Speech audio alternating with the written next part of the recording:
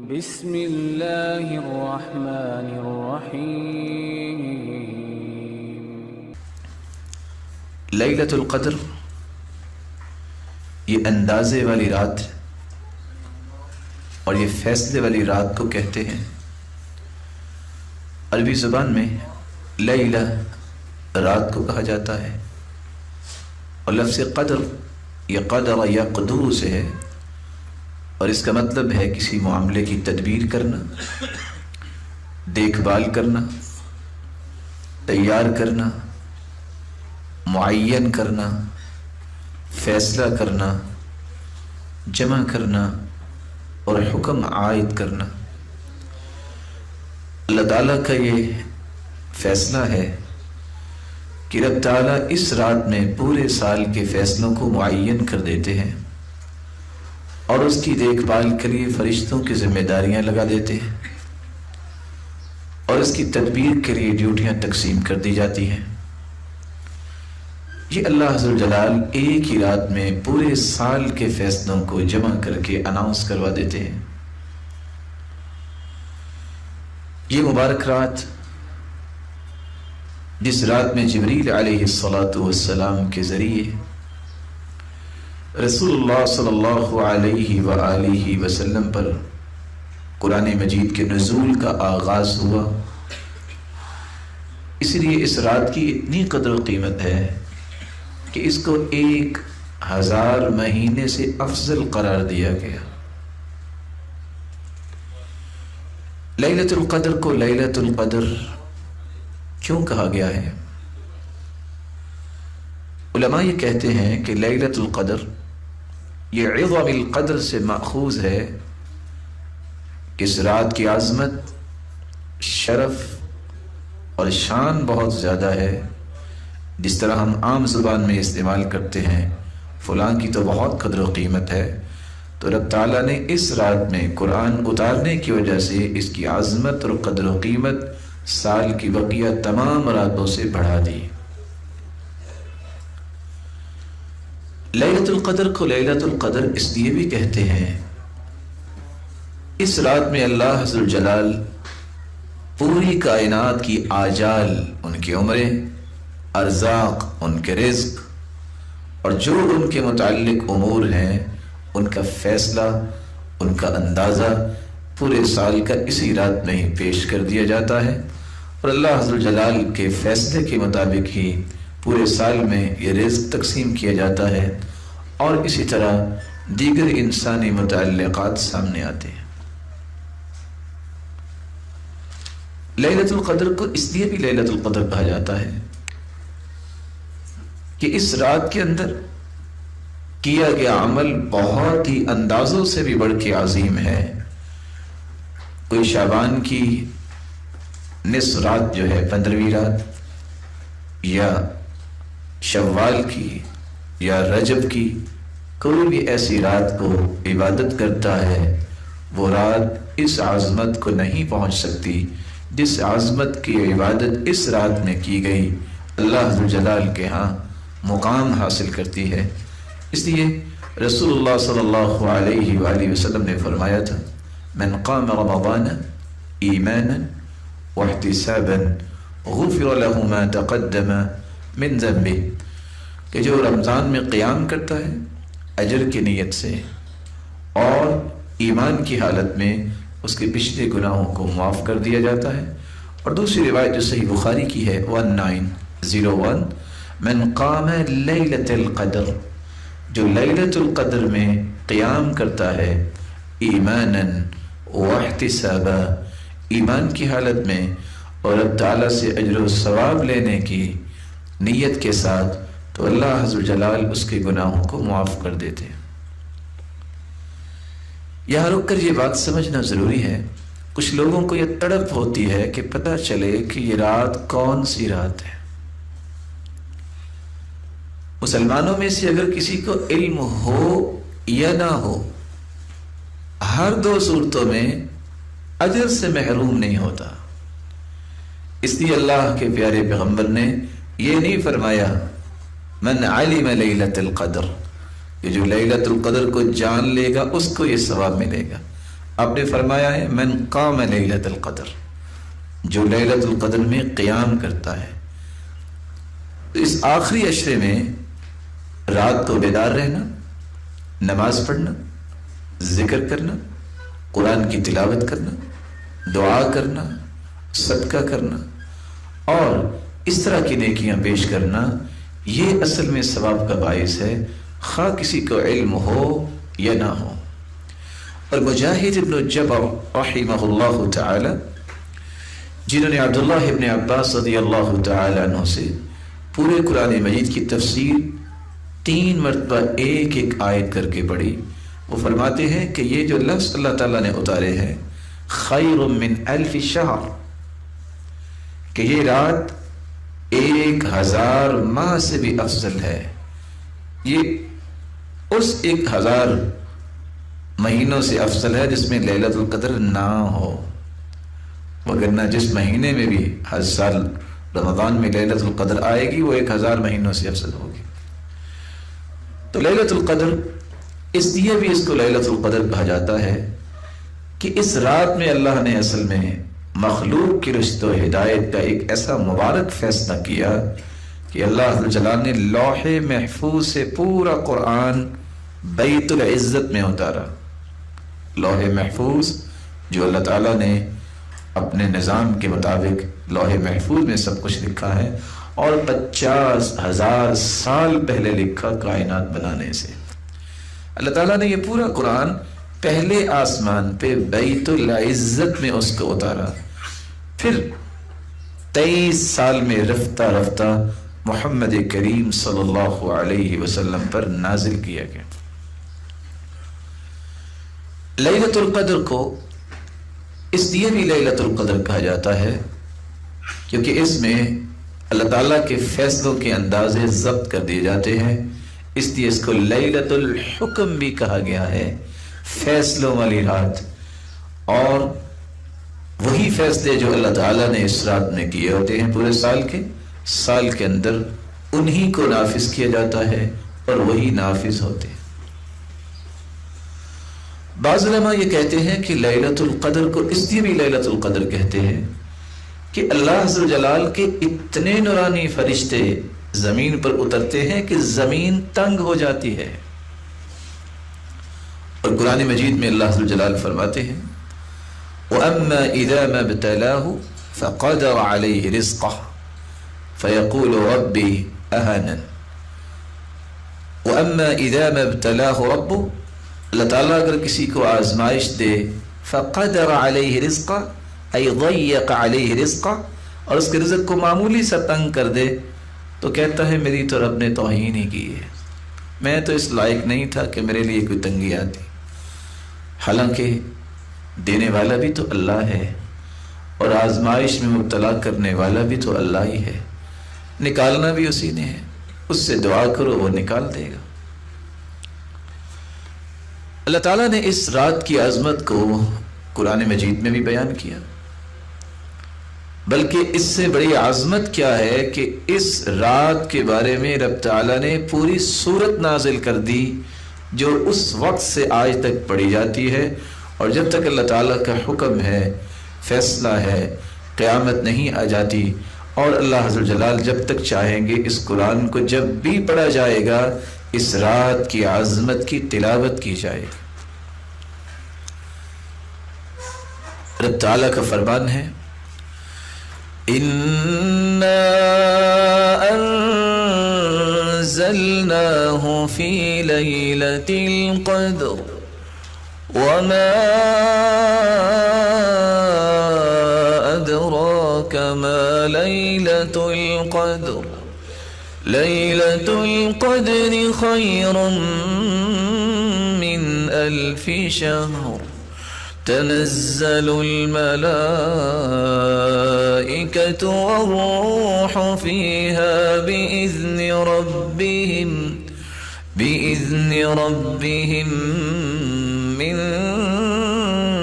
كل أمر سلام هي حتى مطلع الفجر إنا أنزلناه في ليلة القدر. بلا شبہ ہم نے قرآن کو لیلۃ القدر میں نازل کیا. وما ادراک ما لیلۃ القدر، اور آپ کو کیا علم کہ لیلۃ القدر کیا ہے؟ سلف صالحین یہ کہا کرتے تھے جہاں بھی قرآن مجید کا انداز یہ آ جائے وما ادراک، آپ کو کیا علم کہ یہ کیا چیز ہے، اس کا مطلب ہے کہ اللہ تعالیٰ کسی عظیم چیز کی خبر دینے لگے ہیں. اس طرح کی آیت کو غور سے سنا کرو. یہ اللہ تعالیٰ کہہ رہے ہیں آپ کو کیا علم کہ یہ کیا ہے. تو یہ انداز جو ہے قرآن کا، یہ کسی عظیم چیز کے بارے میں خبر دینے کا انداز ہے. اور اللہ تعالیٰ نے یہ لیلۃ القدر کے بارے میں بھی یہ انداز اختیار کیا ہے. وما ادراک ما لیلۃ القدر لیلۃ القدر خیر من الف شہر، لیلۃ القدر تو 1000 مہینوں سے افضل ہے. اور 1000 ماہ 83 سال 4 مہینے اگر کوئی عبادت کرے تو اس سے بھی افضل عبادت کا اجر و ثواب اس کو ایک رات میں مل سکتا ہے جب وہ لیلۃ القدر کی رات میں عبادت کرتا ہے. اور آپ جانتے ہیں حدیث کے الفاظ ہیں اعمار امتی ما بین 60 الی 70، میری امت کی عمر جو ہے اس کی ریشو یہ ہے 60 سے 70 کے درمیان. 83 سال 4 مہینے کتنے لوگ زندہ رہتے ہیں اور کتنے لوگ ہیں؟ بلا شبہ 7 سال کی حکم میں نماز پڑھنے کے لیے اولاد کو کہا جاتا ہے. اور 7 سال کی عمر میں اگر کسی کو کہا جائے 10 سال کی عمر پہ سرزنش کی جاتی ہے. تو 10 سال یہ اگر کسی کی 93 سال عمر ہوگی تو تبھی تو وہ 83 سال کی عبادت اس کی ثابت ہوگی. شرط یہ ہے کہ وہ نمازی ہو. کتنے لوگ ہیں جو اتنی زندگی پا لیتے ہیں؟ اور یہ ایسی مبارک رات ہے جو ہر سال رات آتی ہے جو 83 سال 4 ماہ کی عبادت سے افضل اور بہتر اجر و ثواب اپنے نام اعمال میں لکھوا لیتا. اور اللہ اگر کسی کو توفیق دے دے اور وہ یہ رات بیت اللہ میں گزارے تو وہاں ایک نماز 1,00,000 نماز کے برابر ہے. اور 1,00,000 نماز جو ہے 55 سال نمازیں پڑھی جائیں تو تب جا کے 1,00,000 نمازیں بنیں گی. تو آپ اس 55 سال کو ذرا ملٹیپلائی کیجئے کہ یہ شخص کتنا خوش نصیب ہے کہ اس نے زندگی کی ایک رات عبادت ایسی کی کہ وہ ایک مرتبہ کیا 2-3 زندگیاں بھی مل جائیں اس کو تو عبادت کر کر کے تھک جائے اس کے برابر اس کو اجر نہیں مل سکتا. اور اگر نہیں بیت اللہ میں جا سکا، مسجد نبوی میں بھی حدیث کے الفاظ ہیں کہ 1000 سے بہتر اجر ملتا ہے، 1000 نماز کا ثواب ملتا ہے. یا آخری عشرہ مسجد نبوی میں گزار لیں. تو رسول اللہ صلی اللہ علیہ وآلہ وسلم کی امت کے لیے اللہ تعالیٰ نے یہ آسانی فرمائی کہ پہلی امتوں کی عمریں زیادہ ہوتی تھیں. اس امت کے لیے آسانی کیا ہے کہ اگر ان کی زندگیاں زیادہ تھیں تو آپ کو حسرت نہیں کرنی، جتنی بھی زندگی ہے اللہ یہ مبارک بنا دے، اچھی بنا دے تو یہ ان کی زندگیوں سے زیادہ افضل بن جائے گی. قتادہ بیان کرتے ہیں انزل القرآن له في ليلة القدر من ام الكتاب وهو اللوح المحفوظ. اللہ تعالیٰ نے پورے کا پورا قرآن مجید لوح محفوظ سے الى بیت العزہ فی سماء الدنیا، آسمان دنیا پہ اللہ نے بیت العزت بنایا ہے، اس میں سارا قرآن مجید اللہ تعالیٰ نے اتارا تھا اس رات میں. ثم انزل اللہ علی نبیہ فی اللیالی والایام فی 23 سنہ، پھر اسی طرح رفتہ رفتہ دن اور رات 23 سالوں میں اپنے پیغمبر محمد صلی اللہ علیہ وسلم پر اس قرآن کو مکمل کی. رسول اللہ صلی اللہ علیہ وآلہ وسلم نے اس لیے اس مبارک رات کے متعلق یہ الفاظ بول دیے تھے من حرمها فقد حرم الخیر کلہ. صحیح الجامع کی روایت ہے 2247. اس رات سے جو محروم کر دیا گیا وہ بہت بڑی خیر سے محروم ہو گیا. ولا يحرم خيرها الا محروم. کتنی بڑی بات کہہ دی آپ صلی اللہ علیہ وسلم نے کہ اس رات کی خیر سے وہی شخص اپنے آپ کو دور رکھتا ہے جو واقعتاً رب کی رحمت سے محروم ہوتا ہے. اس سے بڑا محروم کوئی نہیں کہ جس کو اللہ نے اتنا مختصر موقع دیا کہ وہ زندگیاں عبادت اور ریاضت میں لگانے والوں کو اتنا مقام نہیں ملتا جتنا اللہ تعالیٰ ایک رات عبادت کرنے والوں کو اتنا مقام عطا کر دیتے ہیں۔ آپ صلی اللہ علیہ وسلم نے فرمایا، سیدنا ابو سعید خدری رضی اللہ تعالیٰ عنہ اس روایت کی راوی ہے، من قام لیلۃ القدر، جو لیلۃ القدر میں قیام کرتا ہے، اور دوسری روایت میں فرمایا اتاکم شہر رمضان شہر مبارک، رمضان کا مہینہ آیا ہے اور یہ برکتوں والا مہینہ ہے، وفیہ لیلۃ ہی خیر من الف شہر من حرم خیرها فقد حرم، اس میں ایک رات ہے جس کو لیلۃ القدر کہتے ہیں، جو اس رات سے محروم ہو گیا وہ اللہ ذو الجلال کی بہت بڑی رحمت اور خیر و برکت سے محروم ہو گیا۔ رسول اللہ صلی اللہ علیہ وآلہ وسلم کا فرمان ہے، سلسلہ صحیحہ کی روایت ہے 2205، کہ اس رات میں اللہ تعالیٰ کی رحمت کا نزول تو ہوتا ہے، کتنے فرشتے جو ہیں وہ اس رات آسمان سے زمین پر اترتے ہیں۔ سیدنا ابو ہریرہ رضی اللہ تعالی عنہ سے مروی ہے، رسول مقبول صلی اللہ علیہ وسلم کا فرمان ہے، لیلۃ القدر لیلۃ السابعہ او التاسعہ وعشرین، یا تو 27ویں یا 29ویں رات ہوگی، وَإِنَّ الْمَلَائِكَةَ تِلْكَ اللَّيْلَةَ أَكْثَرُ من الارض اکثر فی الارض من عدد الحصى، زمین میں اتنی کنکریاں نہیں ہیں، اتنے ذرات نہیں ہیں جتنے رب تعالیٰ کے نورانی فرشتے اس رات کو آسمان سے زمین پہ اترتے ہیں۔ رسول اللہ صلی اللہ علیہ وآلہ وسلم نے قرآن مجید کی روشنی میں اس رات کی ایک اور فضیلت بھی بیان کی ہے، اور قرآن مجید کی وہ آیت صحابہ کرام کو بھی سنائی، فیہا یفرق کل امر حکیم، یہ ایسی رات ہے یفرق کل امر حکیم، ہر چیز کا فیصلہ کیا جاتا ہے۔ تعجب کی بات یہ ہے کہ جن راتوں کے بارے میں فیصلے کی بات آتی ہے امت اس کو بھول گئی اور چند انسانوں کی کشید کی گئی باتوں کے پیچھے چل کے اپنے آپ کو رب کی رحمت سے دور کیا جاتا ہے۔ اس رمضان کے بارے میں اتنا اہتمام نہیں ہوتا جتنا انسان 15ویں شعبان کو اہتمام کر رہا ہوتا ہے، جس کی کوئی بھی دلیل نہیں ہے۔ اور اب اسی مجلس میں بیان کر چکے ہیں کہ رب تعالیٰ نے 3 باتیں قرآن مجید میں بیان کی ہیں، ان تینوں کو سمجھنا چاہیے۔ ایک آیت میں فرمایا اِنَّا أَنزَلْنَاهُ فِي لَيْلَةِ الْقَدْرِ، ہم نے قرآن مجید کو لیلۃ القدر میں نازل کیا۔ دوسری آیت میں فرمایا اِنَّا أَنزَلْنَاهُ فِي لَيْلَةٍ مُبَارَكَةٍ، ہم نے قرآن مجید کو مبارک رات میں اتارا۔ تیسری آیت میں فرمایا شہر رمضان الذي انزل فيه القرآن، رمضان کا مہینہ وہ مبارک مہینہ ہے جس میں قرآن اترا۔ اب ان تینوں آیتوں کو جمع کیجیے، قرآن رمضان میں اترا اور رمضان کی برکت والی رات میں اترا، اور وہ برکت والی رات جو ہے وہ لیلۃ القدر ہے۔ کوئی ہے اس بھی مشکل سمجھنے والی بات؟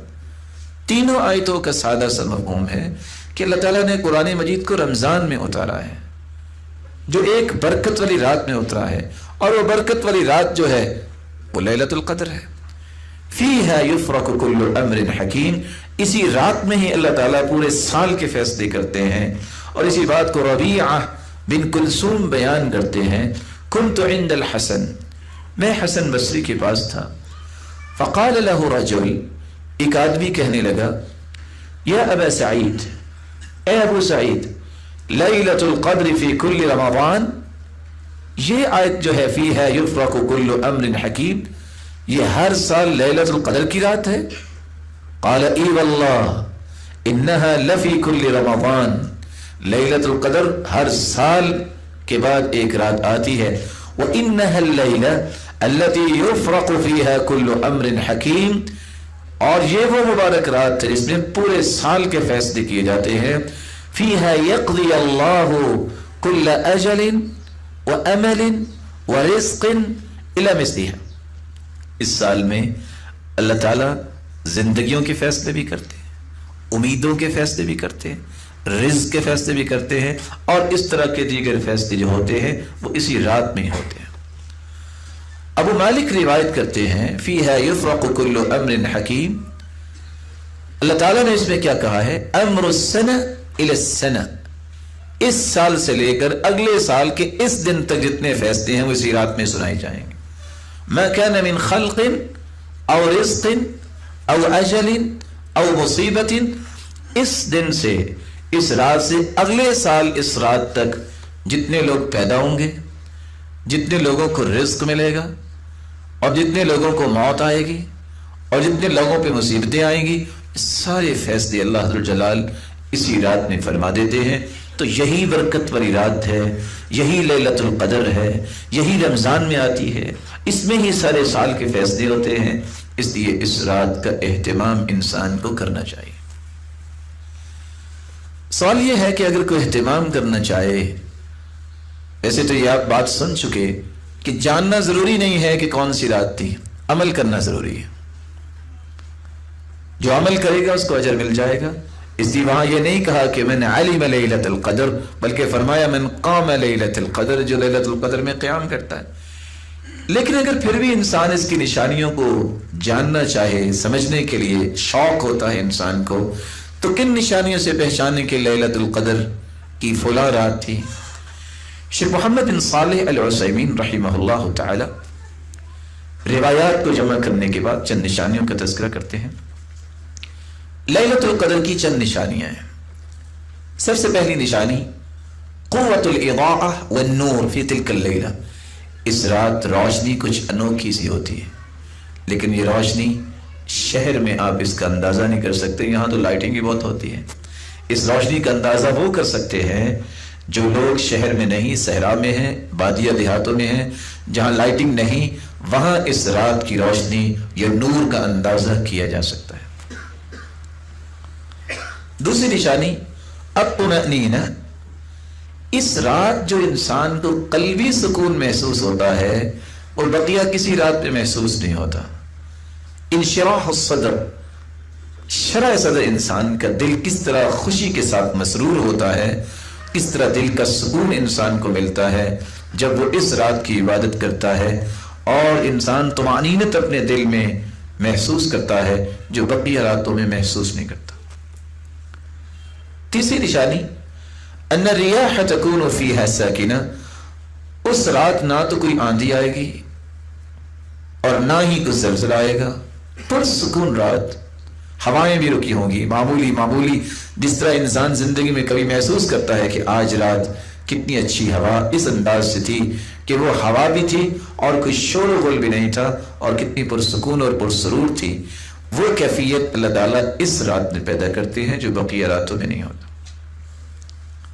بلکہ عبداللہ ابن عباس رضی اللہ تعالیٰ عنہ نے یہ الفاظ استعمال کیے ہیں جو ابن خزیمہ کی روایت ہے، لیلۃ القدر لیلۃ سمحہ، یہ رات بہت ہی پرسکون اور پرکیف رات ہوتی ہے، طلقہ، بالکل آزاد رات، کوئی گھٹن نہیں، کوئی تنگی نہیں، بلکہ انسان کو انتہائی شرح صدر نصیب ہوتا ہے، لا حارہ ولا باردہ، نہ ہی اس میں کوئی زیادہ گرمی کی شدت ہوتی ہے نہ ہی اس میں سردی کی شدت ہوتی ہے، یہ معتدل رات اللہ تعالیٰ نے رکھی ہے۔ تصبح الشمس صبیحتها ضعیفۃ حمراء، اس رات کے بعد جب سورج نکلتا ہے، ضعیفۃ حمراء، اس کی سرخی بہت کمزور ہوتی ہے، شعاعیں نہیں ہوتی، سفیدی ہوتی ہے۔ چوتھی نشانی، بعض دفعہ رب تعالیٰ نے ایک لوگوں کو خواب میں یہ دکھا بھی دیتے ہیں، جیسا کہ بعض صحابہ کو بھی دکھایا گیا تھا، اور جیسا کہ اللہ کے رسول صلی اللہ علیہ وسلم کو بھی خواب میں دکھا دیا گیا تھا کہ یہ لیلۃ القدر کی رات ہے۔ پانچویں نشانی، اس رات میں قیام کرنے کی لذت پورے رمضان کی راتوں کی لذت کے مقابلے میں بہت زیادہ ہوتی ہے۔ ابی بن کعب رضی اللہ تعالی عنہ نے ایک چھٹی نشانی بیان کی ہے، اور وہ کہا کرتے تھے واللہ، اور اللہ کی قسم، انی لأعلم ای لیلۃ ہی لیلۃ القدر، میں جانتا ہوں کہ لیلۃ القدر کی رات کون سی رات ہے. کیسے جانتے ہیں؟ التی امرنا بها رسول اللہ صلی اللہ علیہ وسلم، جس رات کے بارے میں اللہ کے رسول نے ہمیں حکم دیا. کس بات کا؟ بقیامها، کہ ہم اس میں قیام کریں. یا لیلۃ صبیحۃ 27، یہ 27ویں رات کے بعد جو صبح ہوتی ہے. اور اماراتها، اور اس کی نشانی یہ ہے، ان تطلع الشمس فی صبیحۃ یومها بیضاء لا شعاع لها. جب 27ویں رات کے بعد 27ویں دن سورج نکلتا ہے تو اس کی شعاعیں نہیں ہوتی، اس کی سفیدی بس نظر آتی ہے. اور یہ روایت صحیح مسلم کی ہے 179. اور ابی ابن کعب رضی اللہ تعالیٰ عنہ کی دوسری روایت سنن ابی داؤد میں 1378 میں یہ الفاظ بھی موجود ہیں کہ جب سورج نکلتا ہے تو کس طرح، مثل قسطی، جس طرح ایک کھلا تھال ہوتا ہے، لیس لها شعاع حتى ترتفع، جب تک سورج بلند نہیں ہو جاتا اس وقت تک اس کی شعاعیں نہیں ہوتی. عبداللہ ابن عباس رضی اللہ تعالیٰ عنہ کی بات بھی آپ نے سنی کہ اس دن سورج جب نکلتا ہے حمراء ضعیفہ، سرخ تو ہوتا ہے لیکن کمزور، کس اعتبار سے؟ اس کی شعاعیں نہیں ہوتی. تو یہ چند نشانیاں اس رات کی بیان کی گئی ہیں. یہاں رک کے بھی یہ بات سمجھنی چاہیے کہ آخر اللہ تعالیٰ نے اس رات کو مخفی کیوں رکھا ہے؟ اگر اللہ تعالیٰ بتا دیتے کہ یہ رات ہے تو چلو کوئی ہمت کاری لیتا. انسان کی تو یہی خواہش ہوتی نا، کام مختصر ہونا چاہیے. اب 10 راتیں کون جا کے، چلو ایک رات ہوتی، چلو کوئی ہمت کر ہی لیتے. اصل مقصود کیا ہے؟ اس کو مخفی رکھنے کا اصل جو راز ہے وہ یہ ہے کہ ان تمام راتوں میں انسان عبادات کریں، اللہ عز و جلال سے تعلق کو مضبوط کریں، اور یہ امید رکھیں ہو سکتا ہے کہ یہ رات ہو سکتا ہے کہ یہ رات ہو. اور اسی طرح ان کے یہ 10 دن رب تعالیٰ کے ساتھ خوبصورت گزر جائیں. اور اللہ عز و جلال نے اگر اس میں حکمت ہوتی بتانے کی تو اللہ ضرور بتا دیتے. ضرور اس میں اللہ تعالیٰ نے حکمت ایسی رکھی ہے جس کے بارے میں ہمیں علم نہیں ہے. اور یہی اللہ تعالیٰ کے فیصلوں کے وہ راز ہیں جن کے بارے میں اللہ نے نہیں بتایا، تو وہاں ایمان لانا اور اس پہ کاربند ہونا ہی ہماری عظمت کی اصل میں نشانی ہے. اللہ تعالیٰ نے اس میں کوئی ایسے راز رکھے ہوں گے. سب سے پہلا راز تو یہ ہے جو ہمیں سمجھ آتا ہے، جو ہم سمجھ سکتے ہیں کہ خفیہ چیز، گمنام چیز بے قیمت نہیں ہوتی. جتنی زیادہ خفیہ چیز ہوتی ہے اتنی زیادہ قیمتی ہوتی ہے. اس لیے شہرت کی حرص نہیں ہونی چاہیے. اس طرح اچھل ابل کے کام کرنے کی ضرورت نہیں ہوتی. نہیں کوئی جانتا، رب تو جانتا ہے نا. جیسے لیلۃ القدر کو رب تو جانتا ہے نا کون سی رات ہے.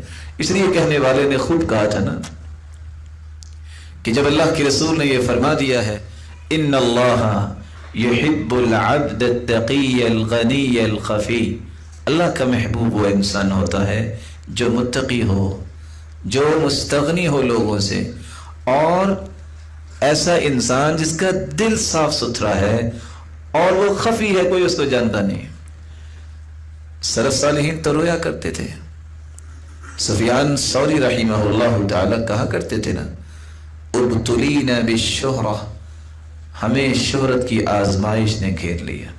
اور آپ اس بات کو سمجھیے، شہرت کی جو آزمائش ہے بہت بڑی ہے. شہرت کی آزمائش سے انسان رب سے دور بھی ہو سکتا ہے، اس میں ریاکاری بھی آ سکتی ہے، اور عبادات میں بہت کمزور ہو جاتا ہے. کیوں؟ مجبوری بن گئی. اچھا اس کو ملو اور اس کو ملو اور اس کو ملو.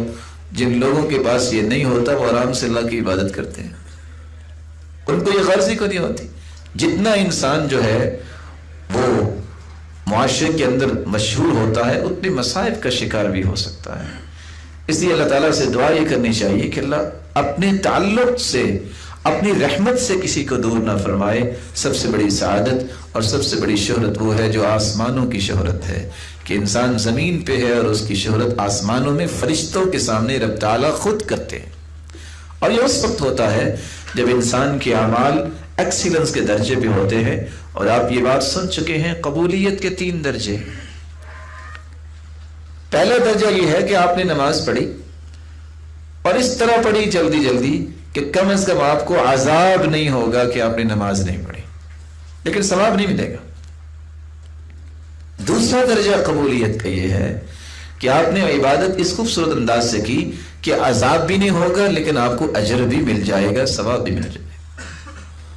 اور آخری اور تیسرا درجہ قبولیت کا یہ ہے کہ کوئی بھی عبادت، نماز ہے، اس خوبصورت انداز سے آپ نے اہتمام سے، خشوع اور خضوع کے ساتھ آپ نے پڑھی کہ آپ کو عذاب بھی نہیں ملے گا، اجر و ثواب بھی لکھا گیا، لیکن ساتھ اللہ ذوالجلال آسمانوں میں فرشتوں کے سامنے تمہاری تعریف بھی کرے، شہرت بھی کریں گے۔ یہ شہرت جو ہے یہ ہر وقت انسان کو مطالبہ ہونا چاہیے کہ اللہ مجھے زمینی نہیں آسمانی شہرت عطا فرما۔ اس لیے کہا کرتے تھے نا نیک لوگ، اللہم اجعل فی عینی صغیرہ واجعل فی اعین الناس کبیرہ، اللہ میری نظروں میں مجھے چھوٹا ہی رکھ، ہاں اللہ فرشتوں کی نظروں میں مجھے بڑا بنا۔ یہ اس وقت بنے گا انسان لوگوں کی نظروں میں جب وہ اللہ کے ہاں بڑا بن جائے۔ تو لیلۃ القدر کو خفیہ رکھا گیا، اس کے نہ جانے کتنے راز ہیں۔ ایک راز تو یہ ہے کہ یہ جو ہر وقت مارا ماری پڑی رہتی ہے کہ میرا نام دنیا میں پھیلے، میں فیمس ہو جاؤں اور میں پاپولر ہو جاؤں، یہ سوچ اچھی نہیں ہے۔ اصل پاپولرٹی وہی ہے جو فرشتے آپ کی آسمانوں پہ کرتے ہیں۔ اور ویسے بھی آپ کو یہ بات تو معلوم ہے کہ جس درخت پہ پھل لگتا ہے نا وہ درخت جھک جاتا ہے۔ اس کی ٹہنیوں کو آپ نے دیکھا ہوگا کہ اس کے اندر جھکاؤ اور تواضع آتی ہے، وہ چھپ کے رہنا پسند کرتا ہے۔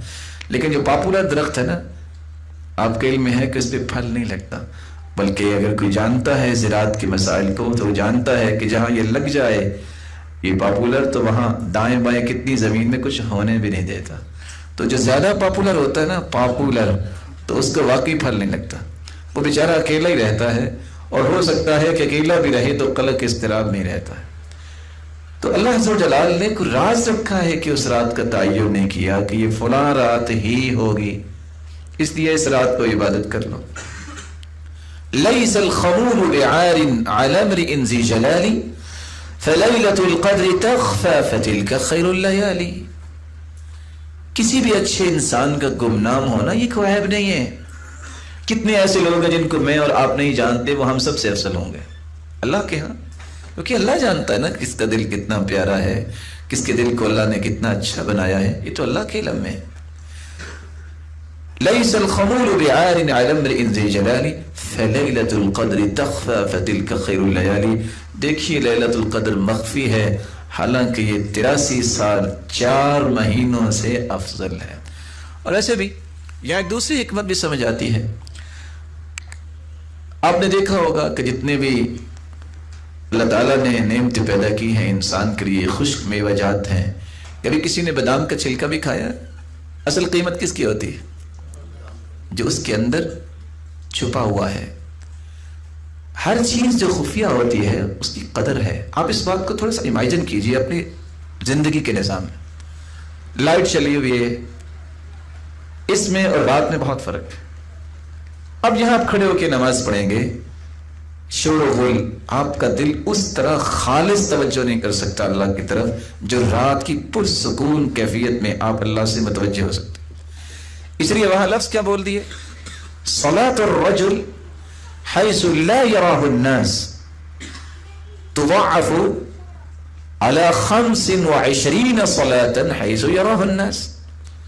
لوگوں کے سامنے آپ جو نماز پڑھتے ہیں وہ نماز، اور وہ نماز جو لوگوں کی نظروں سے اوجھل ہو کے پڑھتے ہیں، اس نماز اور اس نماز میں فرق کیا ہے؟ یہ خفیہ نماز لوگوں کے سامنے پڑھی گئی 25 نمازوں کے برابر ایک نماز ہے۔ اس لیے آپ نے دیکھا ہوگا، آپ بھی مساجد میں جاتے ہیں، میں آپ کی خدمت میں گزارش کروں گا، آپ انتظامیہ سے گزارش کیا کریں، بھئی نماز پڑھنی ہے تو 1 سے 2 لائٹیں کافی ہیں، جلا لیں۔ وہاں 150 لائٹ جل رہی ہوتی ہے، جی رمضان ہے آخر، بھی رمضان تو ہے، اس میں تو کوئی شک نہیں۔ نماز میں تو آپ نے کوئی موتی نہیں نہ پرونے ہیں، وہاں تو آپ نے اللہ سے باتیں کرنی ہیں، تو آپ اپنی ضرورت کے مطابق 1-2 لائٹیں جلا لیں، لیکن آگے سے آپ کو جواب ضرور ملے گا جو آج کل بھی دیا جاتا ہے کہ بل آپ کو آتا ہے۔ آپ ان سے ضرور کہیے کہ اللہ تعالیٰ آپ کی مدد فرمائے اور آپ کو پیسے دے، لیکن ضروری ہے کہ آپ بلوں میں ہی لگا دیں، آپ کسی فقیر مسکین کو دے دیں، آپ کسی نیکی کے کام پہ خرچ کر دیں، صرف اس نمائش میں لگا دیں۔ اصل راز کیا ہے وہ سمجھیے۔ بھی اللہ عز و جلال چاہتے تو پانچوں نمازیں دن میں رکھ دیتے، چلو بعد میں سو جاؤ، دن میں سارے روشنی میں پڑھ لو، کیوں چند نمازیں رات کو رکھی ہیں؟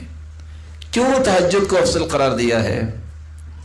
انسان جب ظہر عصر کی نماز پڑھتا ہے نا، تو اگر کوئی متقی ہو، کوئی نیک ہو، تو نماز پڑھتے پڑھتے کچھ آیتیں پڑھے، اللہ کا خوف، اللہ کی جنت کی طلب، تو اس کو رونا آئے تو وہ روتا نہیں ہے۔ کیوں؟ ساتھ کھڑے لوگ دیکھیں گے، کیا کہیں گے کہ اس کا چہرہ بگڑ رہا ہے۔ لیکن رات کو اللہ تعالیٰ نے اسی رکھا کہ چلو اب جیسے بھی تم رونا چاہتے ہو رو لو، جتنا تمہارا چہرہ بگڑے گا مجھے اتنا ہی پیارا لگے گا۔ اسے ایک اور راز بھی سمجھ آتا ہے جو آج کل کے معاشرے کی ضرورت بھی ہے۔ لوگ شاید سمجھتے ہیں کہ بے پردگی سب کے سامنے آنے سے بہت جو انسان کی قدر و قیمت ہوتی ہے۔ اللہ نے قدر و قیمت رکھی ہے تو کس کی؟ جس کو چھپایا ہوا ہے۔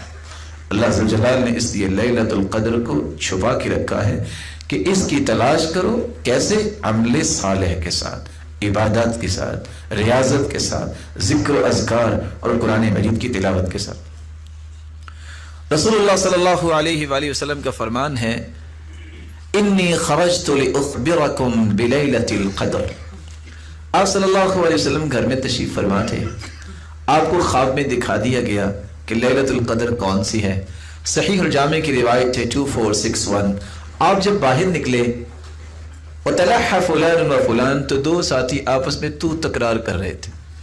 آپ صلی اللہ علیہ وسلم فرماتے ہیں، میں جب باہر نکلا کہ میں اپنے صحابہ کو بتاؤں کہ یہ رات ہے، فرفعت، جب دو آدمیوں کے جھگڑے کو میں نے دیکھا، میں متوجہ ادھر ہوا، وہ میرے ذہن سے اٹھا لی گئی۔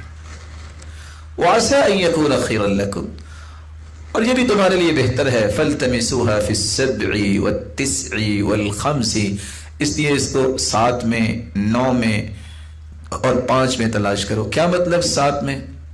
27ویں میں، 30 میں یعنی 29 میں، اور 5 سے مراد 25ویں۔ اس کو دونوں طرف سے آپ استعمال کر سکتے ہیں۔ جب 9 کہیں گے تو آخری 10 دنوں میں آخری رات جو ہے 30ویں سے پہلی بھی 9 ہوگی اور 21ویں میں اس میں آ جائے گی جب اوپر سے گنیں گے۔ 5ویں ادھر سے اور 5ویں ادھر سے آپ 23ویں اور 25ویں بھی شامل کر لیں گے، اور 7ویں کا معنی 27ویں رات۔ تو رسول اللہ صلی اللہ علیہ وآلہ وسلم نے امت کو یہ بتا دیا کہ مجھے اس کی خبر دی گئی تھی، میں بتانے آیا۔ تو یہ ساری کی ساری خیر سے محرومی کس وجہ سے ہوئی؟ 2 آدمیوں کے اس جھگڑے کی وجہ سے۔ یہاں ایک اور فائدہ مل گیا، امت جب تک اپنے جھگڑے نہیں چھوڑے گی اس کو خیر نہیں ملے گی۔ دیکھیں کتنی بڑی بات ہے کہ لیلۃ القدر کا مسلمانوں کو علم ہو جانا تھا۔ اللہ تعالیٰ نے فیصلہ کیا کیا، فَتَلَحَّ فُلَانٌ وَفُلَانٌ، اب 2 آدمیوں کی تو تکرار سے یہ خیر سے محروم امت ہوگی اور پوری امت محروم ہوئی۔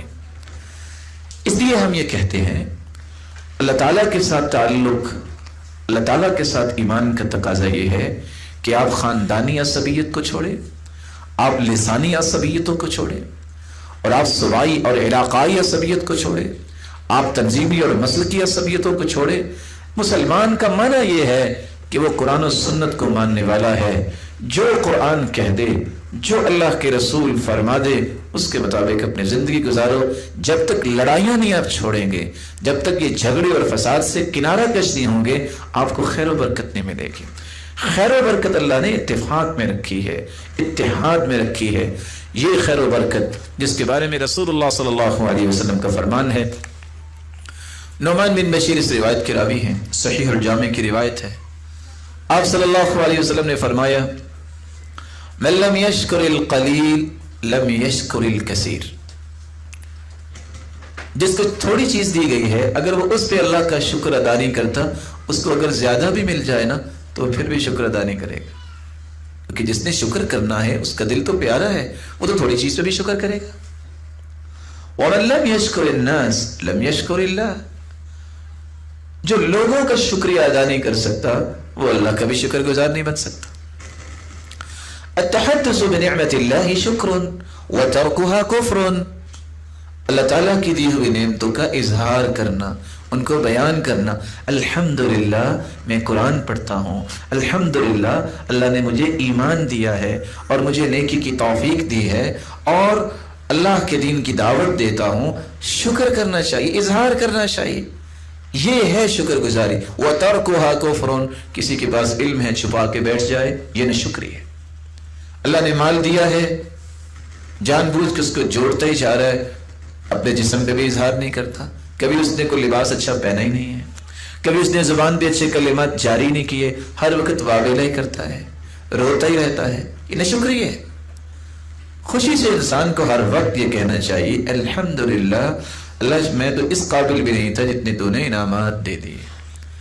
آخر میں اس حدیث میں اللہ تعالیٰ کے پیارے پیغمبر نے ایک راز بیان کیا ہے جہاں تک میں پہنچنا چاہتا تھا. آپ نے فرمایا الجماعت رحمہ, جماعت بندی جو ہے, جڑے رہنا, اکٹھے رہنا, یہ اللہ کی رحمت ہے. اس سے اللہ کی رحمتوں کا نزول ہوتا ہے, اس سے انسان رب تعالیٰ کی رحمتوں کا مستحق بنتا ہے. اور ساتھ یہ فرمایا والفرقۃ عذاب, اور اختلافات جو ہیں, افتراق, یہ اللہ کی طرف سے عذاب ہے. اور حدیث یہ کہتی ہے جس قوم کے اندر قرآن و سنت کا نفاذ نہیں ہوگا, وَمَا لَمْ تَحْكُمْ أَئِمَّتُهُمْ بِكِتَابِ اللَّهِ إِلَّا جَعَلَ اللَّهُ بَأْسَهُمْ بَيْنَهُمْ, جس قوم کے اندر اللہ تعالیٰ کی کتاب کے مطابق فیصلے نہیں ہوتے, اس قوم کے اندر خانہ جنگی ہو جاتی ہے. یہ حدیث نے بتا دی ہے. اور جو قوم اپنے عہد و پیمان کو پورا نہیں کرتی, صلت اللہ علیہم عدوہم, اس قوم پہ اللہ تعالیٰ دشمن کو مسلط کر دیتے ہیں. اب یہ سٹیٹمنٹ تو آج سے 1400 سال پہلے اللہ کے رسول صلی اللہ علیہ وسلم نے دے دی تھی. ایمان لانے والے ایمان لاتے ہیں. جب تک یہ اختلافات, یہ فروعی اختلافات, چھوٹی چھوٹی باتوں پہ جھگڑے اور فسادات کو انسانیت نہیں چھوڑتی, اس وقت خیر و برکت کا ملنا ممکن نہیں ہے. خیر و برکت اس وقت ملتی ہے جب انسان اللہ کی رحمت کے سائے تلے ہو. اور شاید کہ میں ایک چھوٹی سی بات کہہ کے یہ بات سمجھانے میں کامیاب ہو سکوں. مجھے اگر کسی بات سے اختلاف ہو گیا ہے کسی کے ساتھ, اس کے اندر کوتاہی کمی ہے, تو میرے اندر کوئی کمی کوتاہی نہیں ہے. جس دن مجھے یہ سمجھ آ گیا نا کہ کامل تو میں بھی نہیں ہوں, عیب تو میرے اندر بھی ہے, کمی کوتاہی تو میرے اندر بھی ہوتی ہے, اس دن یہ مسئلہ حل ہو جائے. جب تک میں یہ سمجھتا رہا کہ سارے ہی غلط ہیں, میں ہی ٹھیک ہوں, اس وقت تک یہ معاملہ حل نہیں ہوگا. آپ صلی اللہ علیہ وسلم نے تربیت ایسی کی تھی صحابہ کرام کی. سعد رضی اللہ تعالیٰ عنہ تشریف فرمائے, عبد الرحمن ابن عوف رضی اللہ تعالیٰ عنہ تشریف فرمائے, اور سعد رضی اللہ تعالیٰ عنہ کی بیٹی آئی, چھوٹی بیٹی, اور عبد الرحمن بن عوف رضی اللہ تعالیٰ عنہ کھانا کھا رہے ہیں. جب ان کی بیٹی کو دیکھا تو رونے لگ گئے. کہتے ہیں یہ اس انسان کی بیٹی ہے جو ہوا خیر منی, جو مجھ سے اچھا تھا. میں نے نام کن کا بلا لیا ہے؟ عبد الرحمن ابن عوف کا. عالمی منڈی میں صف اول کے تاجر ہیں, اور کیسے کمال کے انسان ہیں, کتنے جنگوں میں ان کو کمانڈر بنایا گیا. کیسے کمال کے انسان ہیں کہ یہ پہلی صف میں نماز پڑھتے, حتیٰ کہ سیدنا عمر رضی اللہ تعالیٰ عنہ جب شہید ہوئے ہیں, جب ان کو خنجر مارے گئے, ابو لؤلؤ مجوسی نے مارا, تو وہ تو گر گئے. نماز پوری کروائی تو ان کے بالکل پچھلی طرف کھڑے ہوئے تھے پہلی صف میں, وہ عبد الرحمن بن عوف تھے, وہ آگے بڑھے, انہوں نے نماز پوری کروائی. اتنا کمال کا انسان, اور یہ عشرہ مبشرہ میں سے ہیں, یہ عشرہ مبشرہ میں سے ہیں جن کو ایک ہی وقت میں 10 لوگوں کو جنت کی بشارت دی گئی. وہ انسان کہہ رہا ہے یہ اس کی بیٹی ہے جو مجھ سے اچھا ہے. جب تک میں یہ مزاج نہیں بناؤں گا, یہی مزاج پھر ایک دوسرے کا احترام پیدا کرتا ہے. آپ کسی کو عزت دینا سیکھیں, آپ کسی کو احترام دینا سیکھیں. آپ جب کسی کی تکریم کریں گے, رب تعالیٰ آپ کی عزت بنائیں گے. یہ وہ مینٹالٹی ہے جو صحابہ کرام کے پاس تھی. دیکھیں سیدہ عائشہ رضی اللہ تعالی عنہ, ان کو خواب آیا تھا کہ میرے حجرے میں 3 چاند گر گئے. کتنے چاند؟ سید المرسلین اللہ کے پاس چلے گئے, تو ان کو بھی آپ کے حجرہ مبارکہ میں ہی دفنایا گیا. تو اپنے باپ سے پوچھتی ہیں مجھے یہ خواب آئی تھی. کہا ایک چاند تو آپ کے حجرے میں آ گیا ہے, باقی 2 کا انتظار کرو. تو وہ کون سے 3 چاند تھے؟ اسی حجرے میں اللہ کے رسول صلی اللہ علیہ وسلم کی قبر مبارک ہے, اور اسی حجرے میں پھر سیدنا ابو بکر کو دفنایا گیا. اور جب سیدنا عمر رضی اللہ تعالیٰ عنہ کو خنجر لگے, انہوں نے اپنے بیٹے کو بھجوایا, کہا جا کے سیدہ عائشہ سے کہو عمر کہتا ہے، امیر المؤمنین نہ کہنا۔ کیوں؟ امیر المؤمنین کہنے سے اس کا مطلب ہے کہ میں اپنی بڑائی بیان کر رہا ہوں کہ امیر المؤمنین کا حکم ہے کہ مجھے اپنے دوستوں کے ساتھ میری قبر بنائی جائے۔ آپ صرف یہ کہنا جا کے کہ عمر کہتا ہے کہ میری قبر بھی یہاں بنائی جائے، اگر وہ اجازت دے دیں تو ٹھیک ہے، وگرنہ مجھے دیگر مسلمانوں کے ساتھ دفنا دینا۔ کیا کہا؟ عمر کہتا ہے۔ یہ ہے وہ سوچ، یہ ہے وہ بصیرت کی بات کہ انہوں نے اپنی بڑائی کو بیان نہیں کیا۔ آخر اللہ تعالیٰ نے ان تینوں چاندوں کو وہاں جمع کیا۔ تو جب تک ہمارے اندر یہ سوچ پیدا نہیں ہوگی کہ دنیا ہی صرف غلط نہیں، میرے اندر بھی کمی کوتاہی ہے، اتفاق نہیں ہوتا، گیو اینڈ ٹیک کا عمل ہی دنیا میں چلتا ہے، کچھ ماننا پڑتا ہے، کچھ منوانا پڑتا ہے۔ اور یہاں میں ایک حدیث پیش کر دوں جو آپ کو زندگی میں یاد رہنی چاہیے، لَوْ لَمْ تُذْنِبُوا، حدیث میں آتا ہے اگر تم گناہ نہ کرو، کوئی گناہ بھی نہ کرو، کوئی گناہ نہیں ہے، تمہارا اتنا ہی گناہ بڑا ہے کہ تم یہ سمجھو کہ میرے جیسا کوئی نہیں ہے، آپ کوئی گناہ نہیں کرتے۔ اگر عجب آ جائے کہ میرے جیسا کوئی نہیں، یہ بھی بہت بڑا گناہ ہے۔ اور حدیث میں یہی تو آتا ہے کہ اگر تم گناہ نہ کرو تو اللہ تعالیٰ ایسی قوم پیدا کریں گے جو گناہ کرے گی اور پھر توبہ کرے گی، وہ اللہ تعالیٰ کے ہاں محبوب بن جائیں گے۔ اور سچ کسی نے کہا نا کہ جہنم بھی گنہگاروں سے بھری جائے گی اور جنت میں بھی گنہگار جائیں گے۔ وہ کیسے؟ وہ ایسے کہ گناہ تو، غلطی تو، کوتاہی تو ہر ایک سے ہوتی ہے۔ کل بنی آدم خطا، یہ حدیث ہے، ساری کی ساری انسانیت خطا کار ہے۔ وَخَيْرُ الْخَطَّائِينَ التَّوَّابُونَ، لیکن بہترین خطا کار وہ بن جاتے ہیں جو توبہ کر لیتے ہیں۔ اسے پتہ چلا کہ کمی کوتاہی تو ہر ایک سے ہوتی ہے، لیکن جو اللہ سے توبہ کر لیتا ہے، جو اللہ تعالیٰ سے پر امید رہتا ہے کہ میرا رب مجھے معاف کرے گا جب میں سچی توبہ کر لوں گا، تو اللہ اس کو جنت کی راہ کی طرف لے جاتے ہیں۔ تو میں ایک بار پھر اس بات کو دہرانا چاہوں گا کہ لیلۃ القدر کی رات کا تعین جو تھا وہ اللہ کے رسول صلی اللہ علیہ وسلم کو خواب میں دکھایا گیا، اور آپ بتانا چاہتے تھے اس خیر سے محرومی ہوئی تو دو لوگوں کی تو تکرار اور بحث کی وجہ سے۔ اس لیے مسلمانوں کو کج بحثی نہیں کرنی چاہیے، جھگڑوں میں نہیں پڑنا چاہیے۔ آپ جب بھی جھگڑے کے مسائل سامنے آ جائے آپ فوراً سلنڈر کر جائے، پیچھے ہٹ جائے، نہیں میں جھگڑا نہیں کروں گا، کیونکہ اس میں خیر نہیں ہے، اس میں برکت نہیں ہے۔ برکت کس میں ہے کہ میں حق کی تلاش میں رہوں، حق کی بات مانوں، کوئی چھوٹا بھی کہہ دے میں مان جاؤں۔ وہ صحابی ابو موسیٰ اشعری آئے سیدنا عمر رضی اللہ تعالیٰ عنہ کے گھر آ کے دروازہ نوک کیا، 1 مرتبہ 2 مرتبہ 3 مرتبہ سلام کہا اور واپس چلے گئے۔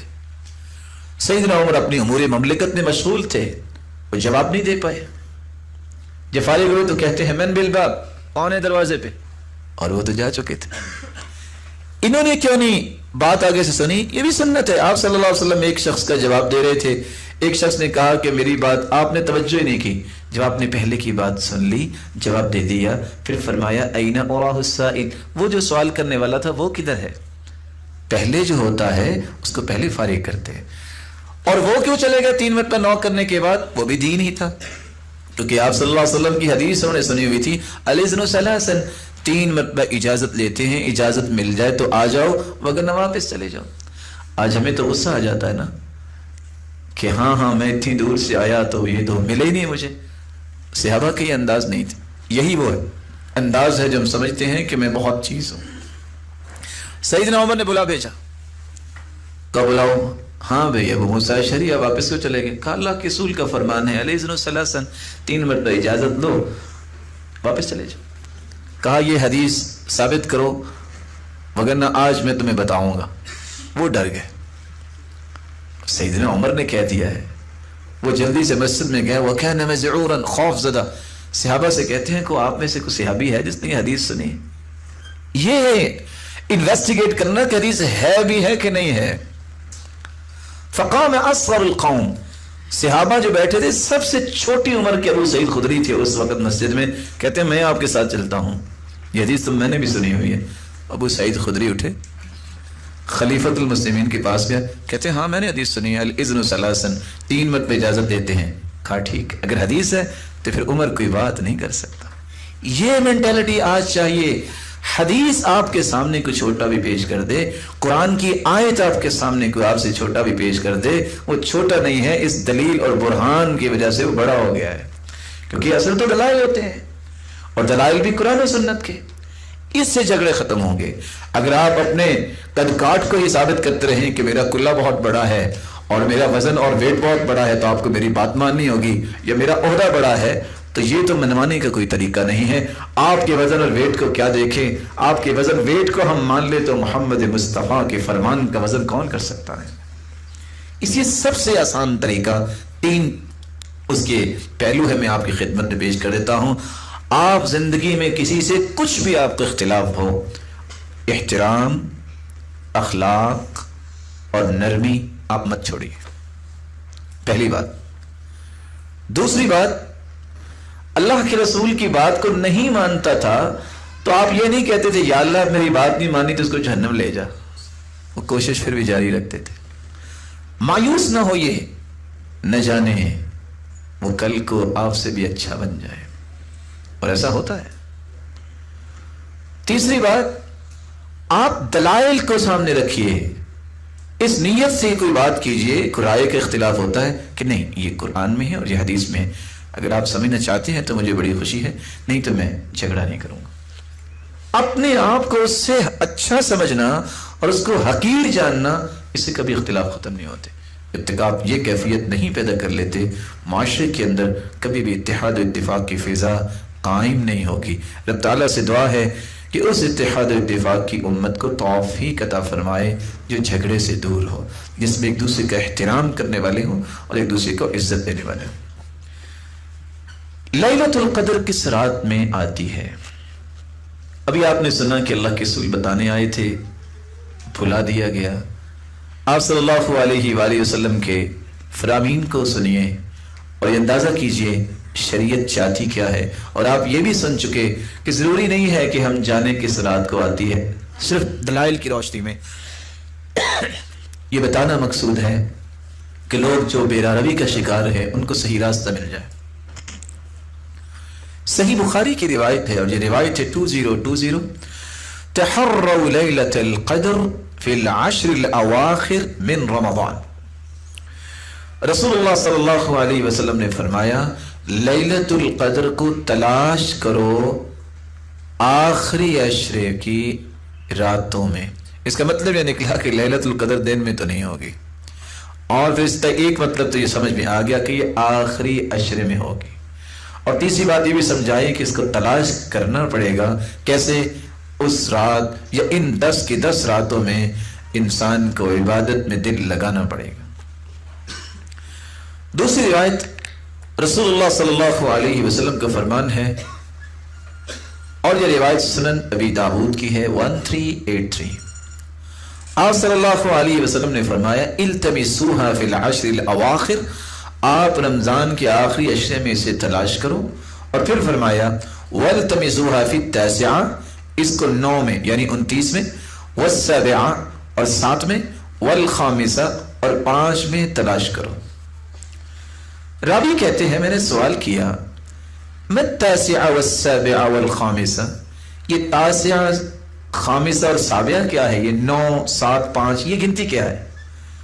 تو جواب دیا اذا مضت 21، جب 21 کا عدد گزر جائے، فالتی تلیہ التاسعہ، تو اس کے بعد 9 کا عدد آئے گا۔ کوئی پہچان رہا ہے میں کیا کہہ رہا ہوں؟ 9 اور 7 اور 5، جب ہم 9 بولتے ہیں تو اس سے مراد کیا لیا جاتا ہے؟ 21ویں رات بھی اور 29ویں رات بھی۔ بلا کیسے؟ 9 دن رہ گئے، اور اگر اوپر سے ہم پیچھے کی طرف آئیں تو 9واں دن۔ سابعہ، سابع سے کیا مراد ہے؟ 7 سے 7 دن رہ گئے یا 7واں دن۔ جب 7 دن رہ گئے تو یہ کیا بن گئی؟ 23۔ جب 7واں دن مراد لیں گے تو پھر کیا بن گیا؟ 27۔ خامسہ 5، اس سے مراد کیا ہے؟ 5 دن رہ گیا یا 5 دن؟ اوکے، تو 21 23 25 27 اور 29 اس انداز سے انہوں نے حدیث میں وضاحت کر دی۔ تیسری روایت ابو سلمہ رضی اللہ تعالی عنہ کی ہے، اور یہ روایت بھی صحیح بخاری کی ہے، اور صحیح بخاری کے اندر 2016 اس کا نمبر ہے. سألت ابا سعید وكان لي صديقا. ابو سلمہ کہتے ہیں کہ میں نے ابو سعید سے پوچھا اور وہ میرے دوست تھے. کہتے ہیں اعتکفنا مع النبی صلی اللہ علیہ وسلم العشر الاوسط من رمضان. ہم رمضان میں درمیانے عشرے میں اللہ کے رسول کے ساتھ اعتکاف بیٹھے. آپ پچھلے درس میں سن چکے ہیں کہ اعتکاف 10 دن کی بھی اللہ کے رسول نے کی اور 20 دن کی بھی کی, اور آپ نے رمضان کے آخری عشرے میں بھی اعتکاف کی, اور آپ نے رمضان کے درمیانے عشرے میں بھی اعتکاف کی, اور آپ نے یہ بھی پڑھا کہ شوال میں بھی کی, اور آپ نے یہ بھی پڑھا کہ ایک دن کی بھی اعتکاف کرنا جائز ہے, ایک رات کی بھی, اور آپ نے اس کے بارے میں دلائل سنے. صحابی کہتے ہیں فخرج صبیحۃ 20 فخطبنا. آپ 20ویں دن جب صبح کی تو آپ نے ہمیں خطبہ دیا اور فرمایا انی اریت لیلۃ القدر, مجھے لیلۃ القدر دکھائی گئی. ثم انسیتها او نسیتها, پھر میں بھول گیا یا مجھے بھلا دیا گیا. فالتمسوها في العشر الاواخر في الوتر, آخری عشرے میں تلاش کرو طاق راتوں میں. تھوڑا سا قریب ہو رہے ہیں نا. پہلے یہ بتایا کہ لیلۃ القدر رمضان میں آئے گی, پھر آپ نے فرمایا کہ لیلۃ القدر آخری عشرے میں ہوگی, پھر آخری عشرے میں آگے مزید اس کو قریب کیا کہ اب تم طاق راتوں میں سے تلاش کرو. تو طاق راتیں کون سی ہیں؟ 21, 23, 25, 27 اور 29. وَإِنِّي رَأَيْتُ أَنِّي أَسْجُدُ فِي مَاءٍ وَطِينٍ, اور میں نے خواب میں دیکھا ہے کہ میں مٹی اور پانی میں سجدہ کر رہا ہوں. فَمَنْ كَانَ اعْتَكَفَ مَعَ رَسُولِ اللَّهِ فَلْيَرْجِعْ, جس نے اللہ کے رسول کے ساتھ اعتکاف کیا ہے وہ لوٹ جائے. فرجعنا, ہم واپس لوٹ گئے. وَمَا نَرَى فِي السَّمَاءِ قَزَعًا, اور ہمیں آسمان میں کوئی بادلی نظر نہیں آئی. فجاءت سحابة, اچانک سے ایک بادل رونما ہوا. فنطرت, اور برسنے لگ گیا. حتى سال سقف المسجد, یہاں تک کہ مسجد کی چھت ٹپکنے لگی. وكان من جريد النخل, اور چھت اس وقت کھجور کے ڈنٹھل اور ٹہنیوں سے بنی تھی. وأقيمت الصلاة, نماز کھڑی کی گئی. فرأيت رسول الله صلی اللہ علیہ وسلم يسجد في الماء والطين, میں نے دیکھا کہ اللہ کے رسول مٹی اور پانی میں سجدہ کر رہے ہیں. حتى رأيت أثر الطين في جبهته, اور میں نے آپ صلی اللہ علیہ وسلم کی مبارک پیشانی پہ مٹی کے آثار بھی دیکھے. تو آپ صلی اللہ علیہ وسلم کو خواب میں دکھائی گئی, جیسا کہ ہم نے نشانیوں میں بیان کیا, اور صحابہ کرام کو بھی دکھائی گئی. یہاں ایک اور حدیث ہے, آپ صلی اللہ علیہ وسلم نے فرمایا, اور یہ مسند احمد کی روایت ہے 11679, اطلبوا لیلۃ القدر فی العشر الاواخر, لیلۃ القدر کو طلب کرو آخری عشرے میں, فی 9 یبقین, جب 9 دن باقی رہ جائے. و7 یبقین, جب 7 دن باقی رہ جائیں. و5 یبقین, جب 5 دن باقی رہ جائیں. و3 یبقین, اور کتنے دن باقی رہ جائیں؟ 3 دن باقی رہ جائیں. رسول اللہ صلی اللہ علیہ وآلہ وسلم کے صحابی عبداللہ بن عباس, اللہ تعالیٰ نے اس نوجوان کو کیا ہی کمال دیا تھا. سچی بات یہ ہے کہ انسان جب کسی میدان میں نکلتا ہے تو اس کے سامنے کچھ شخصیات ہوتی ہیں کہ مجھے متاثر ہوتا نا انسان کہ میں اس کو اپنا آئیڈیل سمجھتا ہوں. کتنے نوجوان جو کھیل کود میں ہیں وہ کسی کھلاڑی کو اپنے آئیڈیل سمجھتے ہیں.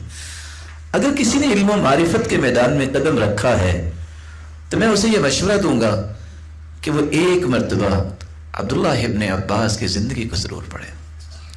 یہ 16 سالہ بچہ جو مفتی بن گیا, اور ایسا علم اللہ تعالیٰ نے اس کو عطا کیا جو بڑے بڑے صحابہ کے پاس نہیں تھا, اس کا راز بھی ضرور سمجھے کہ جو عقیدہ اور دل اللہ تعالیٰ نے اس کو پیارا دیا تھا کہ جس کے نتیجے میں اتنا انعام ملا, اور استاد کی جو دعائیں عبداللہ بن عباس نے دی کہ اللہ کے رسول نے خصوصاً ان کو اپنے سینہ اطہر سے لگا کے 2 دعائیں دی تھیں, اللہم علمہ التأویل وفقہہ فی الدین, یا اللہ اس کو دین کی سمجھ عطا فرما دے اور اس کو قرآن کا علم سکھا دے.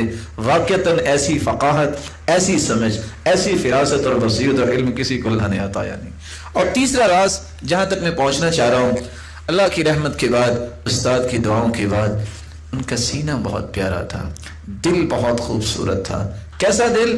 وہ کہتے تھے میں جب پڑھانے بیٹھتا ہوں تو میں کہتا ہوں یا اللہ مجھ سے پڑھنے والوں کو مجھ سے بھی بڑا عالم بنا دے. میں نہیں سمجھتا کہ یہ بات اس کا وزن میں کر سکتا ہوں اور آپ کر سکتے ہیں کہ نہیں. یہ وہ مینٹیلٹی ہے. ہم کہتے ہیں لوگ بڑے ضرور بنے لیکن مجھ سے نہیں بڑا بننا. خبردار, یہ جو خواہش ہے نا, جو میری کمی کوتاہی کی وجہ سے میں اچھا کام نہیں کر سکا، میں زیادہ کام نہیں کر سکا، نہ جانے اللہ کس کے ہاتھ میں اتنی خیر رکھ دے اور معاشرے میں وہ خیر اس کی وجہ سے آ جائے، تو مجھے تو خیر چاہیے، مجھے تو اللہ کی رحمت چاہیے، میں سبب تو بن گیا نا کسی کے اس خیر کا، تو اس کی بھی مجھے نیکی مل جائے گی۔ خوش ہونا چاہیے جب کوئی دوسرا بھی کام کرے، خوش ہونا چاہیے۔ الحق ابلج ولو ظہر علی ید غیری، حق ہی ہے، وہ میرے اور آپ کے ہاتھ پہ نہیں ظاہر ہوا، کسی کمی کوتاہی کی وجہ سے کسی دوسرے کے ہاتھ پہ ظاہر ہوتا ہے تو وہ حق ہے۔ یہ نہیں ہے کہ جو میرے ہاتھ پہ ظاہر ہوگا وہ تو حق ہے، اگر میرے کسی اور بھائی کے ہاتھ پہ ظاہر ہوا تو وہ حق نہیں ہے، ایسا نہیں ہے۔ اس لیے ہمیشہ اس بات کی تڑپ رکھنی چاہیے کہ معاشرے میں بہتری آئے، کوئی بھی لے آئے۔ اور دوسرا، جب بھی بارش ہوتی ہے بہت خوش ہوتے تھے۔ کسی نے پوچھا آپ کی کوئی زمین ہے؟ کہتے ہیں میری زمین تو نہیں ہے، لیکن اصل میں مسلمانوں کی خوشی پہ مجھے خوشی بہت ہوتی ہے۔ یہ راز ہے جس کو آج امت بھول گئی۔ اور تیسرا، وہ کہتے تھے کہ جب بھی کوئی پتہ چلتا کہ فلاں شخص اس نے فیصلہ اچھا دیا ہے تو کہتے کسر اللہ من امثالی، اللہ تعالیٰ ایسے عدل کرنے والے اور پیدا کرے۔ لوگ پوچھتے ہیں آپ کا کوئی کیس ہے، کوئی مسئلہ ہے؟ کہتے نہیں، زمین پہ عدل مجھے پسند بہت ہے۔ یہ پسند اور یہ چیزیں جب انسان کے دل میں آ جاتی ہیں پھر معاشرے میں خیر و برکتی آتی ہے۔ اللہ عز و جلال ایسی ہی صلاحیتیں سب کو نصیب فرمائے۔ خلیفہ وقت اپنے بیٹے کا نکاح کرنا چاہتا تھا، نیکی ہوگا کوئی خلیفہ، اس نے اعلان کر دیا کہ میں کس کو جا کے کہوں کہ مجھے جو ہے وہ اپنی بیٹی کا ہاتھ دے میرے بیٹے کے لیے۔ اچھا، میں اعلان کرتا ہوں کہ اس شہر کے اندر جس نے قرآن مجید حفظ کیا ہے وہ رات کو اپنے چھت پہ قندیل جلا دے۔ رات کا جب سما ہوا تو پورا شہر روشن تھا، بڑا پریشان ہوا، یہ کیا ہو گیا؟ اس نے اگلے دن ایک شرط بڑھا دی، کہتے اچھا جس کو موطا امام مالک حدیث کی سب سے پہلی کتاب ہے وہ اور قرآن حفظ ہے وہ اپنے گھر کی چھت پہ قندیل جلا دے۔ دیکھا تو پھر بھی شہر روشن تھا، وہ رونے لگ گیا۔ اس امت میں ابھی بھی اتنی خیر باقی ہے، ابھی بھی ایسی اللہ تعالیٰ کی نیک گھرانے ہیں جنہوں نے اپنی بچیوں کی اتنی تربیت کی ہے کہ ان کو موطا امام مالک یاد ہے اور ان کو قرآن کا حفظ ہے۔ اور آج مینٹالٹی کیا ہے؟ سچا واقعہ، ایک شخص تھا تو بھائی اس کو پتہ چلا کہ اللہ تعالیٰ نے ایک اچھے گھر کے بارے میں کہ انہوں نے کہا کہ ٹھیک ہے وہاں اس کا نکاح ہوگا، تو وہ بچی حافظ قرآن ہے، وہ کہتا ہے میں نے نہیں کروانا، میں نے اس کو تراویح پڑھانی تھی۔ آپ سوچئے کس انداز کی سوچ بن گئی ہے کہ قرآن کی عظمت کی بجائے اس کو مذاق کا نشانہ بنایا جا رہا۔ یہ جب تک قرآن و حدیث کا علم نہیں آتا یہ سوچیں نہیں آتی ہیں۔ اس لیے جتنی بھی دوڑ کو لگانا ہے لگا لے، سوائے شرمندگی کے اس کے سامنے کوئی راستہ نہیں ہوگا۔ ان حسرتوں اور شرمندگی اور ندامتوں سے بچنے کا صرف ایک راستہ ہے جس کو کہتے ہیں القرآن والسنہ، اللہ نے کیا فرمایا اور اس کے رسول نے کیا فرمایا۔ یہ دو ہی چیزیں ایسی ہیں جو اس پہ کاربند ہو جاتا ہے وہ کبھی حسرتوں کا شکار نہیں ہوتا، کبھی شرمندگیوں کا شکار نہیں ہوتا۔ اللہ تعالیٰ معاشرے کے اندر یہ پیدا فرمائے۔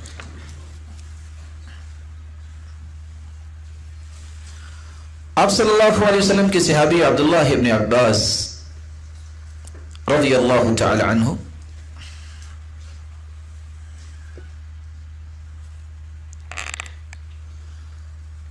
عمر بن خطاب رضی اللہ تعالی عنہ کے پاس کچھ صحابہ بیٹھے تھے، مہاجرین بیٹھے بیٹھے انہوں نے بات شروع کر دی اور انہوں نے لیلۃ القدر کے متعلق بات کی۔ لیلۃ القدر کے متعلق جب بات شروع ہوئی کسی نے کچھ کہا اور کسی نے کچھ کہا۔ عبداللہ بن عباس رضی اللہ تعالی عنہ خاموش رہے اور وہ بھی بیٹھے تھے۔ یہ ہے وہ علامت جو آج معاشرے میں ہونی چاہیے۔ جوہری جو ہوتا ہے نا، ہیرے کی قدر و قیمت وہی جانتا ہے، لیکن مصیبت یہ ہے کہ آج جوہری ملے کہاں سے۔ عمر رضی اللہ تعالیٰ عنہ خلیفہ تھے، سب کی باتیں سن کے تو فوری طور پہ کہتے ہیں یا ابن عباس ما لک صامت لا تتکلم تکلم ولا تمنعك الحداثہ۔ عبداللہ بن عباس آپ کیوں خاموش ہیں؟ آپ بھی کچھ بولو نا۔ آپ اس لیے ڈر کے بیٹھے ہیں کہ میں عمر میں چھوٹا ہوں تو کوئی مجھے کچھ کہہ نہ دے، کوئی کچھ نہیں کہے گا، بولو۔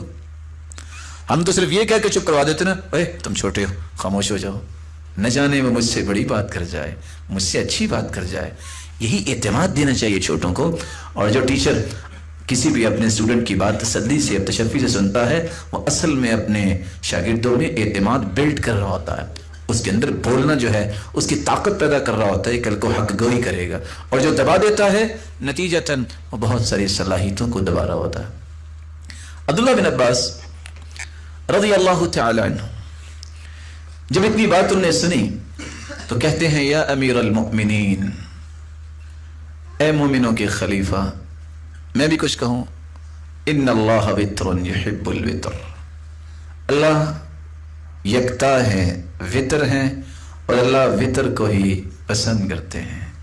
فجعل ایام الدنیا تدور علی 7، اللہ تعالیٰ نے دنیا کے دن بھی 7 رکھے ہیں۔ وخلق الانسان من 7، اور اللہ تعالیٰ نے انسان کو بھی 7 چیزوں سے پیدا کیا۔ وخلق ارزاقنا من 7، اور اللہ نے سارے رزق بھی دیے ہیں تو 7 چیزوں سے۔ وخلق فوقنا السماوات 7، اور ہمارے اوپر بھی اللہ نے 7 آسمان بنائے ہیں۔ وخلق تحتنا اراضین 7، اور ہمارے نیچے زمینیں بھی 7 بنائی ہیں۔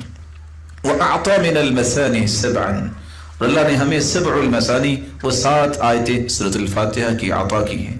ونهى عن في كتابه عن نکاح الاقربین عن 7، اور اللہ نے اپنی کتاب میں 7 ہی ایسے معزز رشتوں کو حرام قرار دیا ہے کہ رشتوں جو خونی 7 رشتے ہیں ان سے تم نکاح نہیں کر سکتے۔ وقسم الميراث في كتابه على 7، اور اللہ تعالیٰ نے جو وراثت کی تقسیم کی بات کی ہے تو 7 ایسے حصے بیان کیے ہیں جن کو وراثت ملے گی، ان کا نام لیا ہے۔ ونقع في السجود من اجسادنا على 7، اور ہمیں سجدے کا حکم دیا گیا ہے تو 7 جوڑوں میں سجدے کا حکم دیا گیا ہے۔ وطاف رسول اللہ صلی اللہ علیہ وسلم بالکعبۃ 7، اللہ کے رسول نے اگر طواف بھی کیا ہے تو 7 چکر لگائے ہیں۔ وبین الصفا والمروہ 7، اور صفا اور مروہ کے درمیان بھی 7 چکر لگائے ہیں۔ ورمى الجمار ب7 لإقامة ذکر اللہ مما ذکر فی کتابہ، اور اللہ عز جلال کے پیغمبر نے 7 ہی کنکریاں ماری ہیں جب جمرات پہ کنکریاں ماری ہیں۔ فأراها في السبع الأواخر من شهر رمضان، اور یہاں بھی اللہ نے حکم دیا ہے کہ تم تلاش کرو رات کو، اور پہلا لفظ بولا ہے کہ تم اس کو 7ویں میں تلاش کرو۔ تو یہ بات سن کے کہنے لگے، یہ بات کہنے کے بعد کہنے لگے واللہ اعلم، ویسے اصل علم تو اللہ کے پاس ہے۔ فتعجب عمر، تو عمر نے بہت تعجب کیا، وقال ما وافقني فيها احد عن رسول الله الا هذا الغلام، میں اگر آپ کو کہوں یہ واحد بچہ ہے جس نے میری موافقت کی ہے، جو میں نے اللہ کے رسول سے سنا تھا وہی بات اس نے کی ہے۔ ساتھ یہ فرمایا لم تستوی شؤون رأسی، یہ سر برابر نہیں ہے، یہ نہیں ہوتا کہ جب تک میرے جتنا قد نہیں ہوگا تو بات نہیں کر سکتا، اصل بات علم سے ہی ہوتی ہے۔ ان رسول اللہ صلی اللہ علیہ وسلم قال، اللہ کے رسول صلی اللہ علیہ وسلم نے فرمایا تھا التمسوها فی العشر الاواخر، اس لیلۃ القدر کو آخری عشرے میں تلاش کرو۔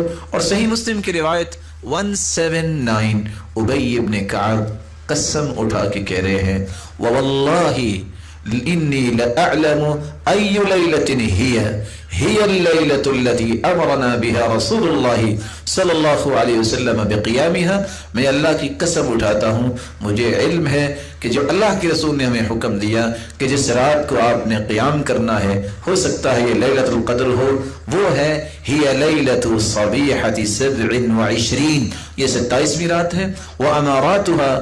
وَأَمَارَتُهَا، اور اس کی نشانی یہ ہے أَن تَطْلُعَ الشَّمْسُ فِي صَبِيحَةِ يَوْمِهَا بَيْضَاءَ لَا شُعَاعَ لَهَا، اس دن جب رات کے بعد سورج نکلتا ہے تو اس کی شعائیں نہیں ہوتی بلکہ سفیدی ہوتی ہے۔ تو یہاں تک ہمیں ایک اور بات بھی سمجھ آ گئی۔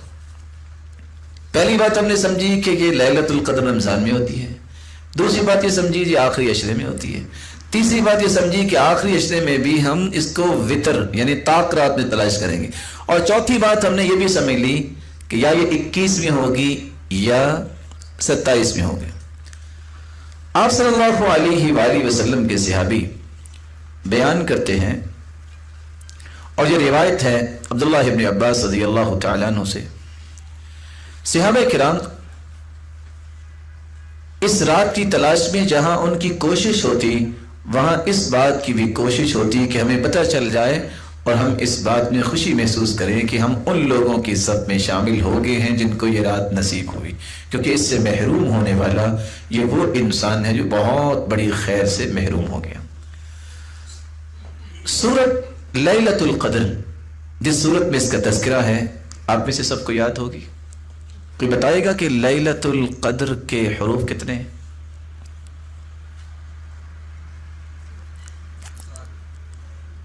پھر دیکھ لیجئے گا، آپ کی گنتی ماشاءاللہ بہت پکی ہے۔ میں تو سوچتا ہوتا تھا کہ چلو گنتی پکی ہو جائے گی شہر میں جا کے، تو آپ تو لگتا ہے کہ میرے بھائی نکلے ہیں۔ کتنے حروف؟ لو ماشاءاللہ، ہم اختلاف دور کرنے کی بات کر رہے ہیں۔ اختلف العلماء على 3 اقوال، یہاں بیٹھے بیٹھے علماء کے 3 قول ہو گئے، 7 9 10۔ اب بتائیے کون سا صحیح ہے؟ جمہور کا قول ٹھیک ہے، 9 ہے۔ کچھ لوگوں نے یہ بھی اندازہ لگایا ہے کہ لیلۃ القدر کس رات میں ہوگی۔ لیلۃ القدر کے کتنے حروف ہیں اور یہ لفظ سورۃ القدر میں کتنی مرتبہ آیا ہے؟ انا انزلناه فی لیلۃ القدر وما ادراک ما لیلۃ القدر لیلۃ القدر خیر من 1000 شہر تنزل الملائکۃ والروح فیہا بإذن ربہم من کل امر سلام ہی حتی مطلع الفجر۔ تو کتنی مرتبہ آیا؟ 9 کو 3 سے ملٹیپلائی کیجئے، بعض نے یہ بھی اندازہ لگایا۔ انا انزلناہ فی لیلۃ القدر، آپ شروع سے گنتی شمار کر کے آئیں تو یہ جو لیلۃ القدر کے الفاظ ہیں، لیلۃ القدر خیر من 1000 شہر، آپ گنیں گے کہ یہ حروف کتنے بنتے ہیں تو یہ 27واں حروف بنے گا۔ کچھ لوگ اس طرح کے اندازے بھی لگاتے ہیں۔ ان سارے اقوال کو پیش کرنے کے بعد حقیقت کیا ہے؟ اللہ تعالیٰ کو پتہ ہے کہ 21 کو یہ رات آتی ہے یا 23 کو آتی ہے یا 25 کو آتی ہے یا 27 کو آتی ہے یا 29 کو آتی ہے۔ اس کے بارے میں کسی بھی بات کو حتمی بات سمجھنا یہ درست نہیں ہے۔ اور کیوں درست نہیں ہے؟ اگر حتمی بات یہ طے کر دی جائے تو کوئی بھی شخص باقی راتوں کو عبادت کے لیے تیار نہیں ہوگا، اور یہی شریعت کا اصل مقصود نہیں ہے۔ مقصود یہ ہے کہ لوگ ان راتوں میں عبادتیں کر رہے۔ اس لیے امام بخاری کی صحیح بخاری کی شرح لکھنے والے ابن حجر اسقلانی رحمۃ اللہ علیہ بیان کرتے ہیں، فی هذه الترجمہ باب تحری لیلۃ القدر، لیلۃ القدر کو تلاش کرنے کے باب میں، اس ترجمے میں، اس باب میں اشارہ ہے الی رجحان کون لیلۃ القدر منحصر فی رمضان ثم فی العشر الاخیر منہ ثم فی اوتارہ لا فی لیلۃ منہ بعینها۔ اس سے صرف یہ سمجھ آتا ہے حدیثوں سے کہ یہ رات رمضان میں ہوگی، رمضان میں آخری عشرے میں ہوگی، اور آخری عشرے میں بھی طاق راتوں میں سے کسی ایک رات میں ہوگی۔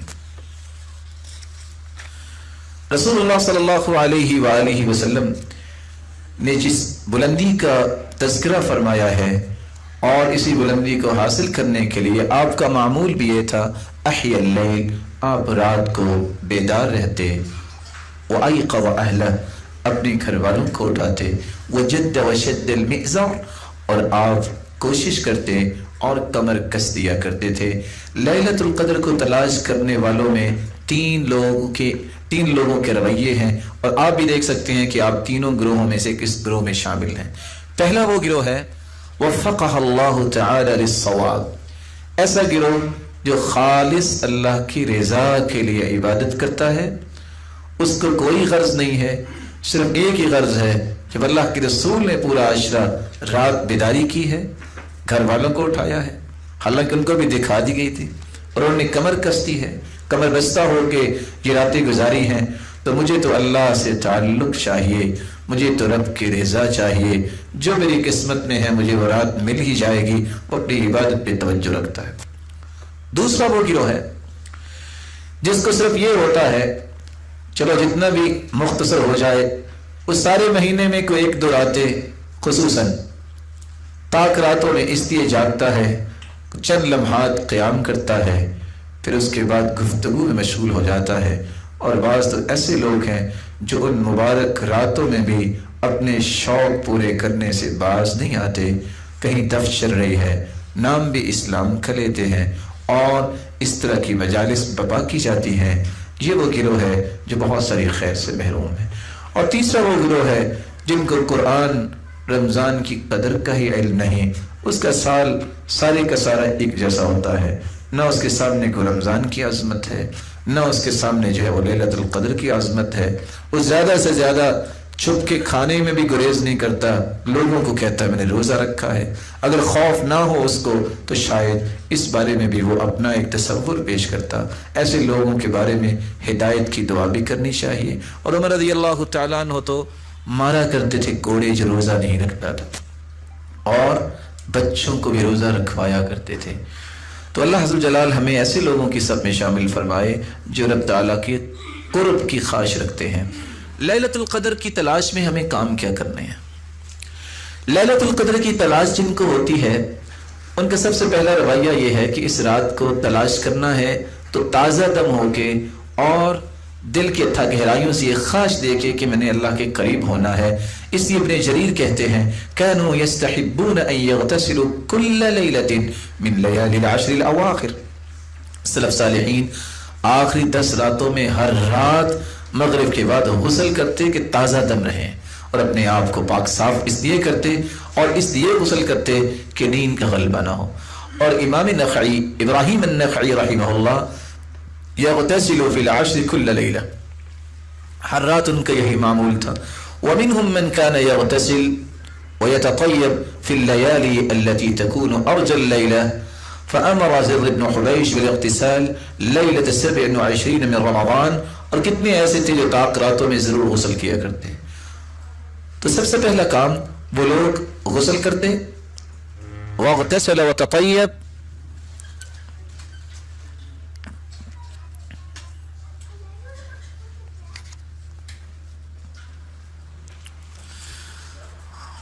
اللہ اکبر کبیرا والحمد للہ کثیرا۔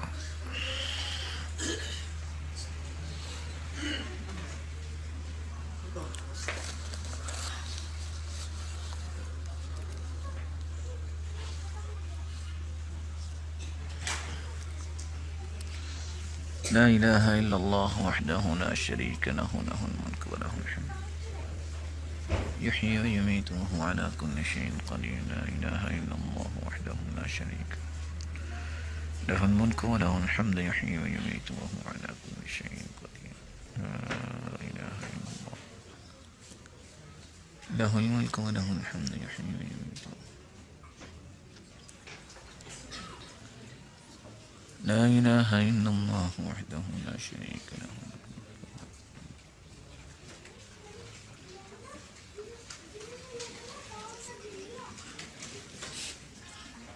لا الہ الا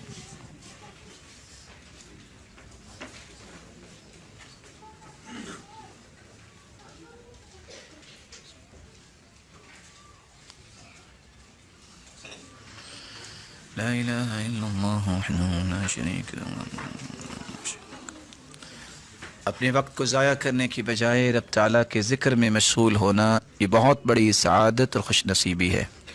چونکہ ہم کسی مقصد کے لیے بیٹھے ہیں تو یہ وقت جو ہے اسی مقصد میں ہی لگنا چاہیے۔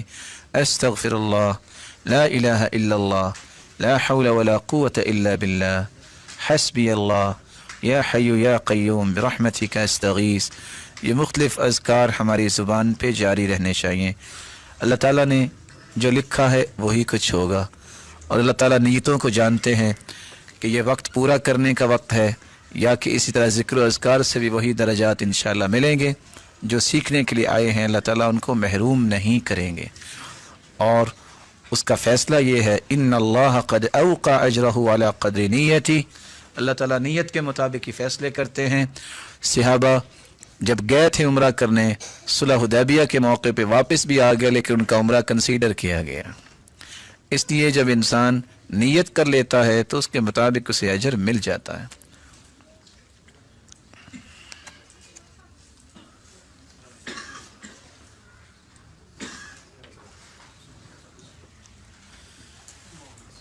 اس لائٹ اور روشنی جانے میں بھی اللہ نے کوئی حکمت رکھی ہوگی کہ اتنی بڑی عظمت والی رات ہے، اگر اس کا کوئی اہتمام نہیں کرتا اور زندگی کے رعنائیوں میں اپنے آپ کو لگائے رکھتا ہے تو میں بڑی بڑی روشنیاں ختم بھی کر سکتا ہوں اور بڑی بڑی آوازیں بند بھی کر سکتا ہوں۔ یہ اس کے فیصلے ہیں اور سمجھانا چاہتے ہیں۔ اللہ تعالی ہمیں اپنے ساتھ جوڑے رکھے اور قیامت کو بھی اپنے دیدار کا مستحق بنائے۔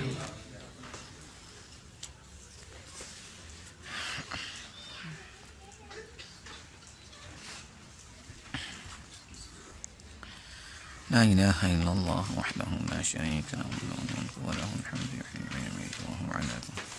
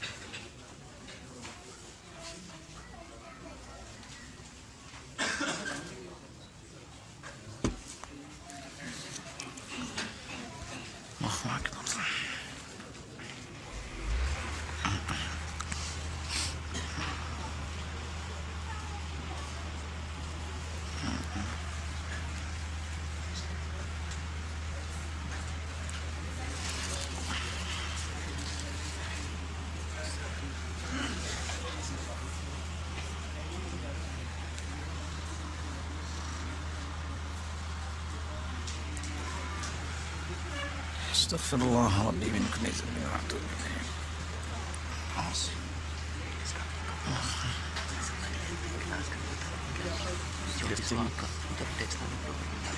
جی میں ٹیکسٹ لانے انشاءاللہ 10 بجے نکلوں گا اور 2 بجے آپ کے پاس پہنچ کے کلاس لوں گا۔ آپ 2 بجے سے 2 سے 4 کر لیجیے، اور اگر سمجھتے ہیں تو 2:30 سے 4:30 کر لیجیے، زیادہ اچھا ہے۔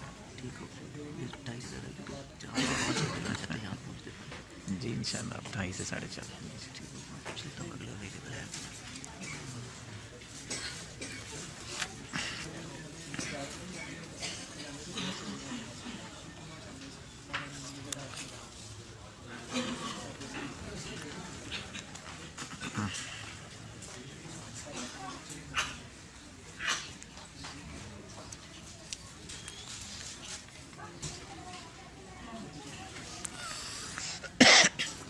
یہ 2 سوال ہیں، میں چاہوں گا کہ ذرا ان کی طرف توجہ ہو جائے۔ بے اولاد کے لیے کوئی وظیفہ، قرآن مجید کا دیا ہوا وظیفہ سب سے قیمتی ہے۔ وَقُلْتُ اسْتَغْفِرُوا رَبَّكُمْ إِنَّهُ كَانَ غَفَّارًا يُرْسِلِ السَّمَاءَ عَلَيْكُمْ مِدْرَارًا وَيُمْدِدْكُمْ بِأَمْوَالٍ وَبَنِينَ۔ کثرت استغفار، اس سے رب تعالیٰ اولاد سے نوازتے ہیں۔ صبح و شام پڑھیے استغفر اللہ کثرت سے، استغفر اللہ الذی لا الہ الا هو الحی القیوم واتوب الیہ، استغفر اللہ ربی من کل ذنب واتوب الیہ، رب اغفر وارحم وتب علی انک انت التواب الرحیم، اللہم انت ربی لا الہ الا انت خلقتنی وانا عبدک وانا على عهدك ووعدك ما استطعت، اعوذ بك من شر ما صنعت، ابوء لك بنعمتك علی وابوء بذنبی فاغفر لی فانه لا یغفر الذنوب الا انت۔ یہ 5 قسم کے استغفار ہیں، ان میں سے جو آسان لگے آپ اس کو پڑھ سکتے ہیں۔ دوسرا سوال یہ ہے،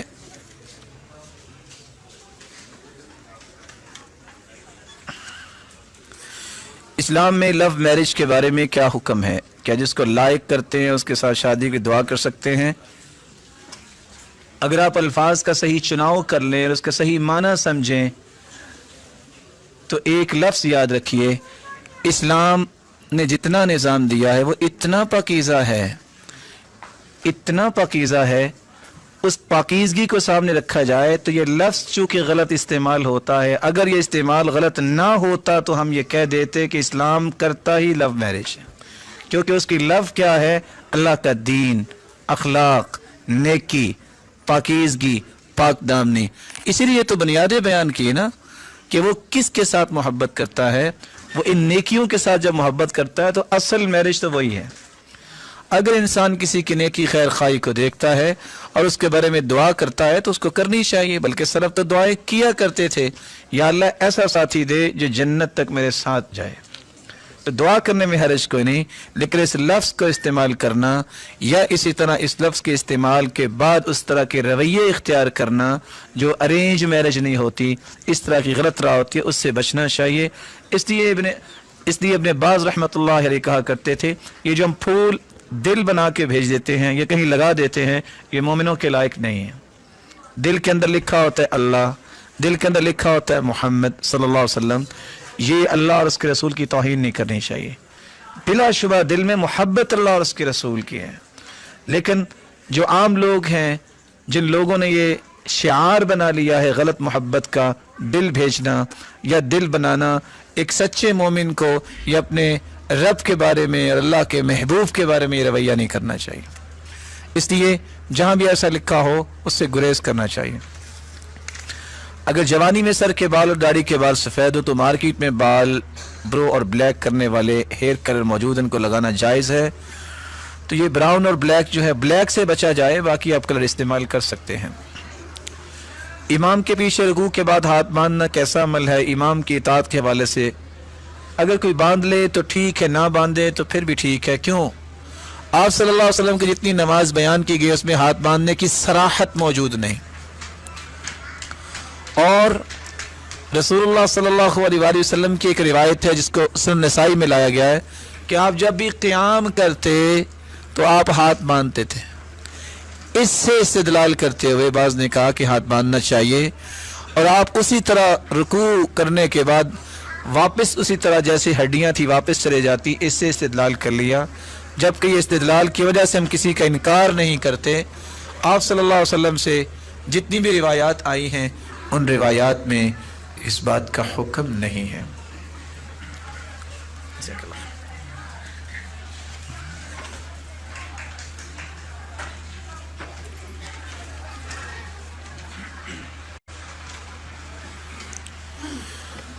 بات یہ کر رہے تھے کہ اگر لیلۃ القدر انسان کو نصیب ہو، اس کی تلاش میں ہمیں کام کیا کرنے چاہیے؟ میں گنتی کے 5 منٹ میں انشاءاللہ اس کو مکمل کرتا ہوں۔ سب سے پہلا کام، سلف صالحین غسل کا اہتمام کیا کرتے ہیں۔ آج یہ بھی رویہ آپ کو دیکھنے کو ملے گا، جس نے اعتکاف بیٹھنا ہوتا کہتے ہیں یہ غسل نہیں کرے گا، اور یہ رویہ درست نہیں ہے، پاکیزہ انسان کو رہنا چاہیے۔ دوسرا رویہ جو ہمیں اختیار کرنا چاہیے، تمیم داری جنہوں نے 1000 درہم کا لباس لیا تھا، اور وہ لباس صرف اس لیے پہنا تھا کہ میں نے لیلۃ القدر کی تلاش کرنی ہے اور اللہ کے سامنے خوبصورت ہو کے پیش ہونا ہے، تو ہمیں اس بات کا بھی خیال رکھنا ہوگا کہ ہم اپنے آپ کو اچھے انداز میں رب تعالیٰ کے سامنے پیش کریں۔ تیسری بات جو اس رات ہونی چاہیے، قرآن مجید کی تلاوت قیام کی شکل میں بھی، جس کو تراویح اور قیام کہتے ہیں، تہجد کی شکل میں بھی، اور تینوں نام ایک ہی چیز کے نام ہیں، اور بیٹھ کے بھی انسان کو پڑھنا چاہیے۔ اور سلف کا رویہ یہ ہے، مصنف عبد الرزاق کی روایت ہے 5955 ابراہیم النخعی کے بارے میں، انہ کان یقرأ القرآن فی رمضان فی کل ثلاث، ہر 3 دن میں وہ رمضان کے اندر قرآن ختم کرتے۔ فَإِذَا دَخَلَتِ الْعَشْرُ، جب آخری عشرہ شروع ہوتا، قرأه فی لیلتین، تو 2 راتوں میں قرآن ختم کرتے، وَاغْتَسَلَ فی کل لیلہ، اور ہر رات غسل کیا کرتے۔ چوتھا کام جو ہمیں کرنا چاہیے وہ ہے ذکر اور دعا، کثرت سے اللہ کا ذکر کیا جائے اور اللہ عز و جلال سے دعا کی جائے، اور دعائیں مختلف جو اللہ کے رسول نے کی ہیں، اور خصوصاً اس دعا کا اہتمام ضرور کیا جائے جو سیدہ عائشہ رضی اللہ تعالی عنہ، انہوں نے اللہ کے رسول سے پوچھا تھا کہ اگر اللہ تعالیٰ کی توفیق ملے اور لیلۃ القدر کی رات میں عبادت کروں تو مجھے کیا مانگنا چاہیے؟ تو اللہ کے رسول نے رہنمائی دی تھی، وہ دعا سکھائی تھی جو ہر مسلمان کو یاد ہونی چاہیے، اور مجھے امید ہے کہ آپ سب کو یاد ہوگی۔ اللہم انک عفو تحب العفو فاعف عنی، اے اللہ تو معاف کرنے والا ہے، تو معافی کو پسند کرتا ہے، تو مجھے بھی معاف فرما دے۔ اس حدیث کے اندر بہت سے راز ہیں۔ سیدہ عائشہ رضی اللہ تعالی عنہ کی انتہا درجے کی حرص دیکھیے کہ وہ ہر وقت وہ بات پوچھتی جس سے امت کو نفع مل جائے۔ اور اس حدیث کے اندر عفو کا جو سوال ہے، فاعف عنی، یہ یہاں ہی کیوں ہے؟ باوجود اس کے کہ ہمیں معافات اور معافی کا تو ہر وقت جو ہے ہمیں ضرورت ہے، اس رات کیوں؟ کیونکہ اللہ عز و جلال کے پیغمبر نے بار بار اپنے چچا سے کہا تھا سل اللہ العفو والعافیہ، چچا زیادہ سے زیادہ معافی اللہ سے مانگا کریں۔ ابن القیم فرماتے ہیں اس رات میں اس کا کیوں اللہ کے رسول نے توجہ دلائی؟ انسان جتنے بھی انعامات زندگی میں حاصل کرتا ہے وہ اللہ کی توفیق سے حاصل کرتا ہے۔ سارا رمضان وہ محنت کرتا ہے، لیکن اچھے لوگوں کی یہی عادت ہوتی ہے، پھر بھی وہ کہتے ہیں یا اللہ اگر کوئی کمی کوتاہی رہ گئی ہے تو معاف کر دے۔ اور یہی اصل عبودیت ہے کہ انسان تقصیر کا اعتراف کرے کہ اللہ مجھ میں بہت ساری کمی ہے۔ ساری زندگی فرشتے عبادت ہی کرتے ہیں، کوئی رکوع میں پڑا ہے، کوئی سجدے میں ہے، اور حدیث تو یہ کہتی ہے کہ آسمانوں میں 4 انگلیوں کی جگہ خالی نہیں ہے، کوئی رکوع میں ہے، کوئی قیام میں ہے، کوئی سجدے میں ہے، لیکن قیامت کے دن فرشتے بھی کہیں گے ما عبدناک حق عبادتک، اللہ ہم تیری عبادت کا حق ادا نہیں کر سکے۔ تو حق یہی بنتا ہے کہ آخری عشرے میں کثرت سے یہی دعا کی جائے۔ اس میں ایک ادب بھی سکھایا گیا ہے، جب تک کسی دعا میں اللہ کی تعریف نہ کی جائے، درود نہ پڑھا جائے، تو یہ دعا قبول نہیں ہوتی۔ درود نہ پڑھا جائے آسمان تک دعا پہنچتی نہیں ہے۔ تو اس میں دیکھیے پہلے اللہ کی تعریف ہے، اللہم انک عفو تحب العفو فاعف عنی۔ تو اس لیے اللہ کے رسول صلی اللہ علیہ وآلہ وسلم نے یہ سکھائی، اس میں تعریف بھی ہے اور اللہ کے ساتھ حسن ظن بھی ہے۔ اللہ تو معاف کرنے والا ہے، حسن ظن پیدا ہو رہا ہے، اس لیے تو مجھے بھی معاف کر دے۔ اور انسان کی تو ہر وقت ضرورت ہوتی ہے کہ اللہ تعالیٰ اسے معاف کر دے۔ نوافل اور قیام اس کا بھی اہتمام ہو اور صدقے کا بھی اہتمام کرنا چاہیے۔ اور آخری بات، کون سے ایسے اعمال ہیں کہ میں لیلۃ القدر کے برابر اجر لے سکتا ہوں؟ ایک عمل ہم نے پچھلی مجلس میں بھی بیان کیا، عبداللہ ابن مسعود رضی اللہ تعالیٰ عنہ کی روایت، بلکہ 4 روایتیں پیش کی تھی۔ من صلی 4 بعد العشاء لا يفصل بينهن بتسلیم عدلن بمثلهن في لیلۃ القدر، جو عشاء کی نماز کے بعد 4 رکعتیں اکٹھی پڑھتا ہے، 2 کے بعد سلام نہیں پھیرتا، اللہ تعالیٰ ان 4 رکعتوں کا اجر اسے لیلۃ القدر کی 4 رکعتوں کے برابر عطا کریں۔ دوسرا عمل عبداللہ ابن عمر سے روایت ہے، اور یہ روایت سے صحیحہ کی ہے، 2811 الا انبئکم بلیلۃ افضل من لیلۃ القدر، اللہ کے رسول نے فرمایا کہ میں تمہیں لیلۃ القدر سے بھی افضل رات نہ بتاؤں؟ حارس الحرس فی ارض خوف لعلہ الا یرجع الی اہلی، ایسا انسان جو مسلمان ہے، جو اس بات پہ اپنے آپ کو لگا دیا اس نے کہ میں حفاظت کے لیے رات گزاروں گا، اور اس کے دل میں ہے نہ جانے میں گھر واپس آؤں کہ نہ آؤں، سرحدوں پہ پہرا دے رہا ہے۔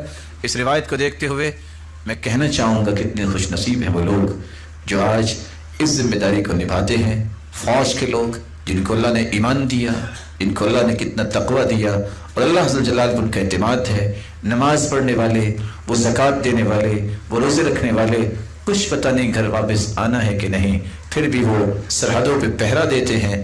ایسا انسان کی رات جو ہے وہ لیلۃ القدر سے افضل ہے، لیکن اس کے لیے شروط وہی ہیں جو رسول اللہ صلی اللہ علیہ وسلم نے بیان کی۔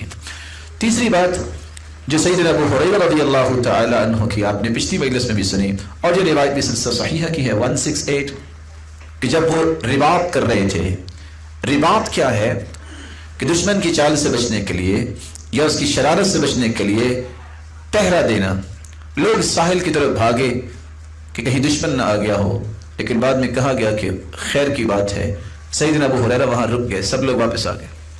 کچھ آپ کے رکے ہیں؟ تو اللہ کے رسول نے فرمایا تھا کہ جو بندہ ایک گھڑی اللہ کی راہ میں کھڑا ہو جاتا ہے، وہ حجر اسود کے سامنے लैलतुल कदर की रात में खड़े होकर इबादत करने से अफजल है। लफ्ज क्या है? मौक़िफ़ु साअ फी सबीलिल्लाह खैरुन मिन क़ियामि लैलतिल क़द्र इंदल हजरिल अस्वद। मुझे यहाँ रुकने दो, मैं लैलतुल क़द्र से अफजल अजर लेके ही वापस जाऊंगा। रब ताला से दुआ है, रब ताला आप सबको ये रात नसीब फरमाए और हम सबको ऐसे अमाल की तौफीक दे जिससे अल्लाह हमसे राज़ी हो जाए। व आखिरु दावाना अल्हम्दुलिल्लाहि रब्बिल आलमीन।